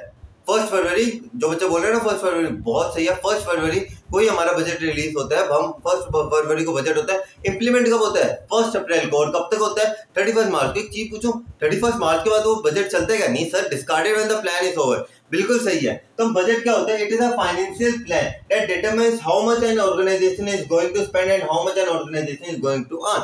अपने गवर्नमेंट बजट के अंदर भी तो आप क्या करते हो कि गवर्नमेंट कहाँ का एक्सपेंडिचर करने वाले, गवर्नमेंट कहाँ का रिसिप्ट, गवर्नमेंट की कहाँ से कमाई होने वाली है, रेवेन्यू आने वाला है। तो ये प्लानिंग के अंदर हम भी, एक ऑर्गेनाइजेशन भी क्या करती है, ऑर्गेनाइजेशन ये सोचती है कि यार मैं कहाँ कहाँ खर्चा करने वाली हूँ इस साल, और मैं कहाँ कहाँ से पैसा अर्न करने वाली हूँ इस साल। वापस देखो, कहाँ कहाँ से पैसा अर्न करने वाली है ऑर्गेनाइजेशन और कहाँ कहाँ पैसा वो स्पेंड करने वाली है। एक फाइनेंशियल प्लान है that determines how much an organization is going to spend, कि कितना एक ऑर्गेनाइजेशन स्पेंड करेगी। ऑर्गेनाइजेशन भी तो अपना बजट निकालती है, राजस्थान सरकार भी तो अपना बजट निकालती है, हमारी जो केंद्र सरकार है वो भी अपना बजट निकालती है। Okay, how much an organization is going to spend and how much it is going to earn, कि कितना वो स्पेंड करने वाली है और कितना वो अर्न करने वाली है। It act as a standard for controlling, ये क्या करते हैं, स्टैंडर्ड ऑफ कंट्रोलिंग की तरह काम करता है। And should be numeric in terms, और ये न्यूमेरिक होना चाहिए टर्म्स के अंदर। कैसा होना चाहिए ये? It should be numeric in terms. अब एक न्यूमेरिक इन टर्म्स अगर मैं आपसे कहूँ कि हम इस बार एजुकेशन के ऊपर एक्सपेंडिचर करने वाले हैं, भैया कितना करने वाले हो? अगर मैं कहूँ एक्सपेंडिचर में इस बार एजुकेशन में 10,000 करोड़ करने वाला हूँ, पता चल गया कि भाई कितना होने वाला है। अगर मैं कहूँ इस बार हमारे फाइनेंस मिनिस्टर है, कौन है, निर्मला सीतारमण जी, वो हमें आके ये चीज कह दे कि भैया इस बार है ना हम एजुकेशन पे स्पेंड करेंगे, इस बार हम ये एनवायरमेंट के ऊपर स्पेंड करेंगे। हम लोग कहेंगे भैया अच्छा ठीक है स्पेंड करोगे, कितना करोगे? आपका जो बजट होना चाहिए वो न्यूमेरिक होना चाहिए, ताकि लोगों को पता चल सके अच्छा इस बार आपने सुना है इस बार का बजट इंक्रीज हुआ, वो बजट इंक्रीज हुआ, कैसे पता चला? कंपेयर किया ना आप लोगों ने, तो इसके अंदर आप देखा कंपेयर किया। अभी यहाँ पे मैं दूसरा पॉइंट भी रिलेट करूंगा इसके अंदर। आपका ये न्यूमेरिक इन टर्म्स होना चाहिए। जैसे आपका बजट है, आप शादी का बजट होता है कि भैया इस बार शादी के अंदर इतने रुपए लग गए, क्या हुआ? इतने रुपए का प्लान है कि इतने 25 लाख के अंदर में शादी करवानी है, क्या हुआ? बजट है आपका कि भाई मुझे इतने के अंदर करना है, ठीक है। It contains facts and figure, ये क्या करता है? फैक्ट्स एंड फिगर को कंटेन करता है। क्या करता है ये? फैक्ट्स एंड फिगर्स को कंटेन करता है, कि आपको पता होना चाहिए। अब आप कह रहे हो मैं एजुकेशन के ऊपर इतना स्पेंड करूंगी, अब इसके ऊपर फैक्ट्स लगने चाहिए। अच्छा एजुकेशन के ऊपर इतना स्पेंड करने से कितना किस किस सेक्टर को कितना फायदा होगा, फिगर्स होने चाहिए। अच्छा एजुकेशन पे इस सेक्शन में इतना डिस्ट्रीब्यूशन होगा, फिगर्स होगा। अच्छा इस पर्टिकुलर सेक्शन में इतना होगा, प्राइमरी एजुकेशन में इतना जाएगा, टर्सरी में इतना जाएगा, मिडिल के अंदर इतना जाएगा, किस किस एजुकेशन में कितना कितना स्पेंड होगा, हायर मेडिकल कॉलेजेस के ऊपर कितना पैसा लगेगा। सारी चीजें के अंदर हम क्या करेंगे? फैक्ट्स एंड फिगर कंटेन करना चाहिए। There are various types of budget, बहुत तरीके के बजट होते हैं। कैपिटल बजट होता है, सेल्स का बजट होता है, फाइनेंस का बजट होता है, अलग अलग टाइप के बजट्स होते हैं आपके पास। तो ये जो था पूरा आपका बजट। बजट कौन सा प्लान होता है? सिंगल यूज प्लान होता है। क्यों होता है सिंगल यूज प्लान? क्यों? शुरुआत और अंत इसका सुनिश्चित है कि किस दिन स्टार्ट होगा, किस दिन खत्म होगा, और जब ये खत्म हो जाएगा तब ये डिस्कार्डेड हो जाएगा, यानी कि वापस से रिपीट नहीं होने वाला। हमारा फोर्थ और इस वीडियो का लास्ट है प्रोग्राम। क्या है हमारे पास? प्रोग्राम। अब सर प्रोग्राम क्या होता है? प्रोग्राम तो सर रात को 8 बजे वाला प्रोग्राम है नहीं, वाला प्रोग्राम वो भी एक प्रोग्राम ही होता है। अब ऐसे बात करते हैं, किसी का बर्थडे आ गया, किसी का क्या आ गया? बर्थडे आ गया। अब बर्थडे आ गया तो आपने क्या किया? यार एक प्रोग्राम करते हैं इस बार बर्थडे के ऊपर। वर्डिंग से या आपकी मेरी वर्डिंग से प्रोग्राम करते हैं, या शादी का प्रोग्राम है। प्रोग्राम है, प्रोग्राम का मतलब समझ रहे हो क्या होता है? एक प्रोग्राम एक ऐसा एक इवेंट है। प्रोग्राम को आप एक इवेंट मान लो, एक सेलिब्रेशनल पॉइंट मान लो, क्या एक तरीके का इवेंट है। It is a mixture of, program क्या होता है? एक मिक्सचर होता है किस चीज का? It is a mixture of objective. अब चलो शादी वाला एग्जांपल लेते हैं। Okay, it is a mixture of objective. Objective क्या आपका? शादी करवाना। पॉलिसी, अब इसके अंदर आपकी क्या पॉलिसी होगी? भाई ज्यादा खाना वेस्ट नहीं होना चाहिए, पॉलिसी एक तरीके की आपकी। ओके, प्रोसीजर, शादी किस तरीके से होनी चाहिए? 7 फेरे होने चाहिए, दूल्हा घोड़ी के ऊपर, दुल्हन की डोली निकला, क्या ये प्रोसीजर ही तो है। दूल्हा आएगा, उसका कुछ तिलक विलक होगा, फिर दुल्हन आएगी, 7 फेरे होंगे, 7 फेरे के बाद दुल्हन की विदाई होगी, क्या ये प्रोसीजर ही तो है। शादी के अंदर क्या एक प्रोसीजर होता है? हाँ, रूल्स होते हैं शादी के अंदर कि भाई जैसे काफी शादियों के अंदर रूल होता है कि खाना कोई ज्यादा वेस्ट नहीं करेगा, या कोई भी ड्रिंक नहीं करेगा शादी के अंदर, क्या ये रूल्स ही तो है शादी के। बजट, शादी का बजट होता है, शादी है ना हमारे पास 25 लाख का बजट है, 25 लाख के अंदर शादी हो जानी चाहिए, budget. And include entire gamete of activities. Gamete का मतलब टोटल जो एक्टिविटीज है, बंदे का आना, दुल्हन के कपड़े वपड़े, जितनी भी सारी चीजें, वो सारी चीजें क्या एंटायर गैमेट ऑफ एक्टिविटीज है, ये प्रोग्राम के अंदर सारी चीजें आ जाती हैं। A to Z सारी चीजें हम इसमें अंदर क्या कर लेते हैं? कवर कर लेते हैं। It is prepared for smooth functioning. Prepare क्यों किया जाता है? स्मूथ फंक्शनिंग, ताकि शादी के अंदर होता है ना यार प्रोग्राम की है ना, पहले अच्छे से प्लानिंग कर लो ताकि बाद में कोई दिक्कत ना आए। बाद में क्या हो? कोई दिक्कत नहीं, स्मूथ फंक्शनिंग हो। It is made at every level, हर एक लेवल के ऊपर बनाया जाता है। For example development of a product, क्या आप शादी ब्याह का एग्जाम्पल भी ले सकते हो। शादी ब्याह, बर्थडे सेलिब्रेशन, ये सारी की सारी क्या है? ये आपके प्रोग्राम्स हैं। तो अभी तक हम लोगों ने सिंगल यूज प्लान और neither single use not standing plan कर लिया। हम क्या करने वाले हैं सर, आज जो आपने बचे हुए 4 स्टैंडिंग प्लान थे ना, आज हम उसे एक्सप्लेन करके चैप्टर को कंप्लीट कर देंगे। चैप्टर नंबर 4 अच्छे से कंप्लीट हो जाएगा। तो चलिए शुरू करते हैं आज हमारी इंटरेस्टिंग वीडियो, जिसमें हम चारों के चारों स्टैंडिंग प्लान करने वाले हैं। ओके, तो आज हमारा शुरुआत करते हैं। आज कलर कौन सा ले? एक बच्चे की आवाज आ रही है सर आज ब्लू कलर ले लिया जाए। मैंने कहा ठीक है, ब्लू कलर ले लिया गया है। सबसे पहला स्टैंडिंग प्लान आता है हमारे पास प्रोसीजर। तो प्रोसीजर मतलब कि मतलब करने का स्टेप्स। मैंने कहा हाँ, वर्ड के अंदर जाओ, वर्ड को पकड़ो, प्रोसीजर, करने के स्टेप। प्रोसीजर का मतलब करने के स्टेप। मैंने कहा आप लोगों को उनका स्कूल में एडमिशन, या फिर आप अभी तो आप लोग तो 12th क्लास के अंदर होगे, आपको याद नहीं होगा। अगर आपको कोई छोटा भाई बहन है, उसके नए स्कूल के अंदर एडमिशन है, तो सुनते हो यार एडमिशन प्रोसीजर के अंदर चल रहा है, एडमिशन प्रोसीजर में चल रहा है। प्रोसीजर क्या होता है? एक सीक्वेंस ऑफ स्टेप्स होता है। प्रोसीजर क्या होता है? एक सीक्वेंस ऑफ स्टेप होता है। Sequence of step, procedure is sequence of step. मैंने कहा एडमिशन करवाना है बच्चे का, वो क्या, अगर मैं रिसेप्शन पे जाके पूछता हूँ भाई साहब बच्चे का एडमिशन, वो क्या कहेगा? भाई साहब आइए ये फॉर्म फिलअप कर दीजिए। अच्छा ठीक है, उसके बाद वहाँ पे एडमिशन डिपार्टमेंट के अंदर जाइए, फिर एडमिशन का टेस्ट होगा बच्चे का, फिर टेस्ट के बाद हम इसका फाइनल इंटरव्यू लेंगे, फिर बच्चे को वहाँ पे हम फाइनल उसकी क्लास में बैठा देंगे। तो ये जितने भी स्टेप्स हैं, ये क्या है? सीक्वेंस है ये स्टेप्स का, कि पहले आपको फॉर्म भरना पड़ेगा, फिर एडमिशन की फीस जमा करवानी, फिर एडमिशन के लिए हम इसका रिटन टेस्ट लेंगे, फिर फाइनल इंटरव्यू के बाद हम इसे क्लास में भेजेंगे। क्या ये सीक्वेंस है, किस चीज का है, sequence of step to be followed. अब बच्चे का एडमिशन करवाने के लिए हमें इन स्टेप को फॉलो करना पड़ेगा, हम ऐसे कहेंगे भाई साहब एक काम करो, पहले इंटरव्यू टेस्ट ले लो, बाद में फीस भरवाते रहेंगे, वो नहीं कहेंगे, नहीं पहले क्या करो, पहले आप फॉर्म भरो ताकि बच्चे आए, उसकी फीस भरो, उसके बाद हम उसका टेस्ट लेंगे, टेस्ट के बाद हम क्या करेंगे, उसे फाइनल एडमिशन दें, उसके बाद इंटरव्यू लेंगे, फाइनल एडमिशन दे देंगे। यानी कि sequence of step to be followed by the employee. अभी तो हमने स्कूल की बात कर ली, लेकिन अब बारी है एक कंपनी के बारे में बात करें। कंपनी क्या कहेगी, भाई साहब अब आपको आने, अटेंडेंस का सिस्टम देखा, यहाँ पे अंगूठा छापने वाला देखा होगा, काफी हो गया अंगूठा छापते, तो क्या है आपको अंदर आना है, ऑर्गेनाइजेशन का प्रोसीजर क्या है, आपको एम्प्लॉयज के लिए आपको आना है, अटेंडेंस मार्क करवानी है, अटेंडेंस मार्क करवाने के बाद एक रजिस्टर होता है, उसके अंदर लिखना होता है, उसके बाद आपको अपनी सीट पे बैठ के अपना काम करना होता है। क्या ये प्रोसीजर ही तो है, क्या प्रोसीजर है ये, यानी कि sequence of step to be followed by the employee for carrying out their daily routine job. अपनी डेली रूटीन जॉब्स को किस तरीके से उन्हें करना है, वो क्या उनका प्रोसीजर है। प्रिपेयर्ड फॉर इनसाइडर्स ओनली, ये सिर्फ इनसाइडर्स के लिए बनाया, एम्प्लॉयज के लिए बनाया जाएगा, आउटसाइडर्स के लिए तो बनाया नहीं जाएगा। क्रोनोलॉजिकल इन ऑर्डर सीक्वेंस है, मैंने कहा ना पहले बच्चे को कहेंगे भैया फॉर्म भरो, फीस भरो, टेस्ट दो, इंटरव्यू लो, क्लास में एडमिशन पाओ, ये सीक्वेंस ऑफ स्टेप है। आप ऐसे नहीं कि भैया पहले फीस दे दोगे बाद में फॉर्म भरोगे, नहीं, क्रोनोलॉजिकल इन ऑर्डर मतलब सीक्वेंस बना रहना चाहिए। The sequence of step is decided in advance. ये जो सीक्वेंस ऑफ स्टेप्स है ना, ये डिसाइड कर लिए जाते हैं एडवांस के अंदर ही। अब आप आए हो, प्रिंसिपल तब सोचेगा अच्छा पहले फीस लूं या ऐसे करूं, नहीं पहले से डिसाइडेड होता है कि एडमिशन करवाने तो स्कूल में इसी तरीके से चलेगा। The sequence of step is decided in advance, पहले डिसाइड कर लिया जाता है। To handle the future problem, future problem क्या हम यहाँ पे सिचुएशन वर्ड भी ले सकते हैं, ओके, फ्यूचर प्रॉब्लम्स और situation, and perform organizational activities, और आप अपनी ऑर्गेनाइजेशन की जो एक्टिविटीज है वो परफॉर्म कर सको। जैसे कि इसका बेस्ट एग्जांपल कौन सा था हमारे पास, for example admission procedure in a school. School का जो एडमिशन प्रोसीजर होता है वो भी तो एक तरीके का प्रोसीजर ही है, उसके अंदर हम सीक्वेंस ऑफ स्टेप्स को फॉलो करते हैं। तो ये तो था आपका पूरा प्रोसीजर। अगले प्लान के ऊपर आता है, अगला प्लान कौन सा हमारे पास, एक और बच्चे की आवाज आती है सर प्लान का पेन का कलर चेंज कर लीजिए। मैंने कहा कौन सा, ओके ये लो, ओके, बच्चे की आवाज मेरे दिल तक आ जाती है। दूसरा स्टैंडिंग प्लान हमारे पास रूल। सर रूल्स का तो मतलब समझ रहे हो ना सर, ये रूल है, लाइब्रेरी का रूल है, maintain discipline in the class, do not run in the corridor, school का रूल है। सर ये रूल्स हैं, ऑर्गेनाइजेशन के अंदर होता है no smoking in office area, office area के अंदर कोई स्मोकिंग नहीं होनी चाहिए, या फिर ऐसा होता है कि नो पेट्स अलाउड, ये क्या है रूल है एक तरीके का। तो रूल्स होते हैं सर, रूल्स एक तरीके की जनरल गाइडलाइंस है जो कि आपको बताती है आपको क्या काम करने क्या काम नहीं करने। जैसे नो स्मोकिंग है कि आपको ऑफिस एरिया के अंदर स्मोक करना है या नहीं करना, आपको ये चीज बता रही है, इसके अंदर कह रहे हैं कि आपको स्मोक नहीं करना। तो क्या एक जनरल गाइडलाइंस है जो आपको बता रही है कि आप ये सारी चीजें कर सकते हो और ये सारी चीजें नहीं कर सकते।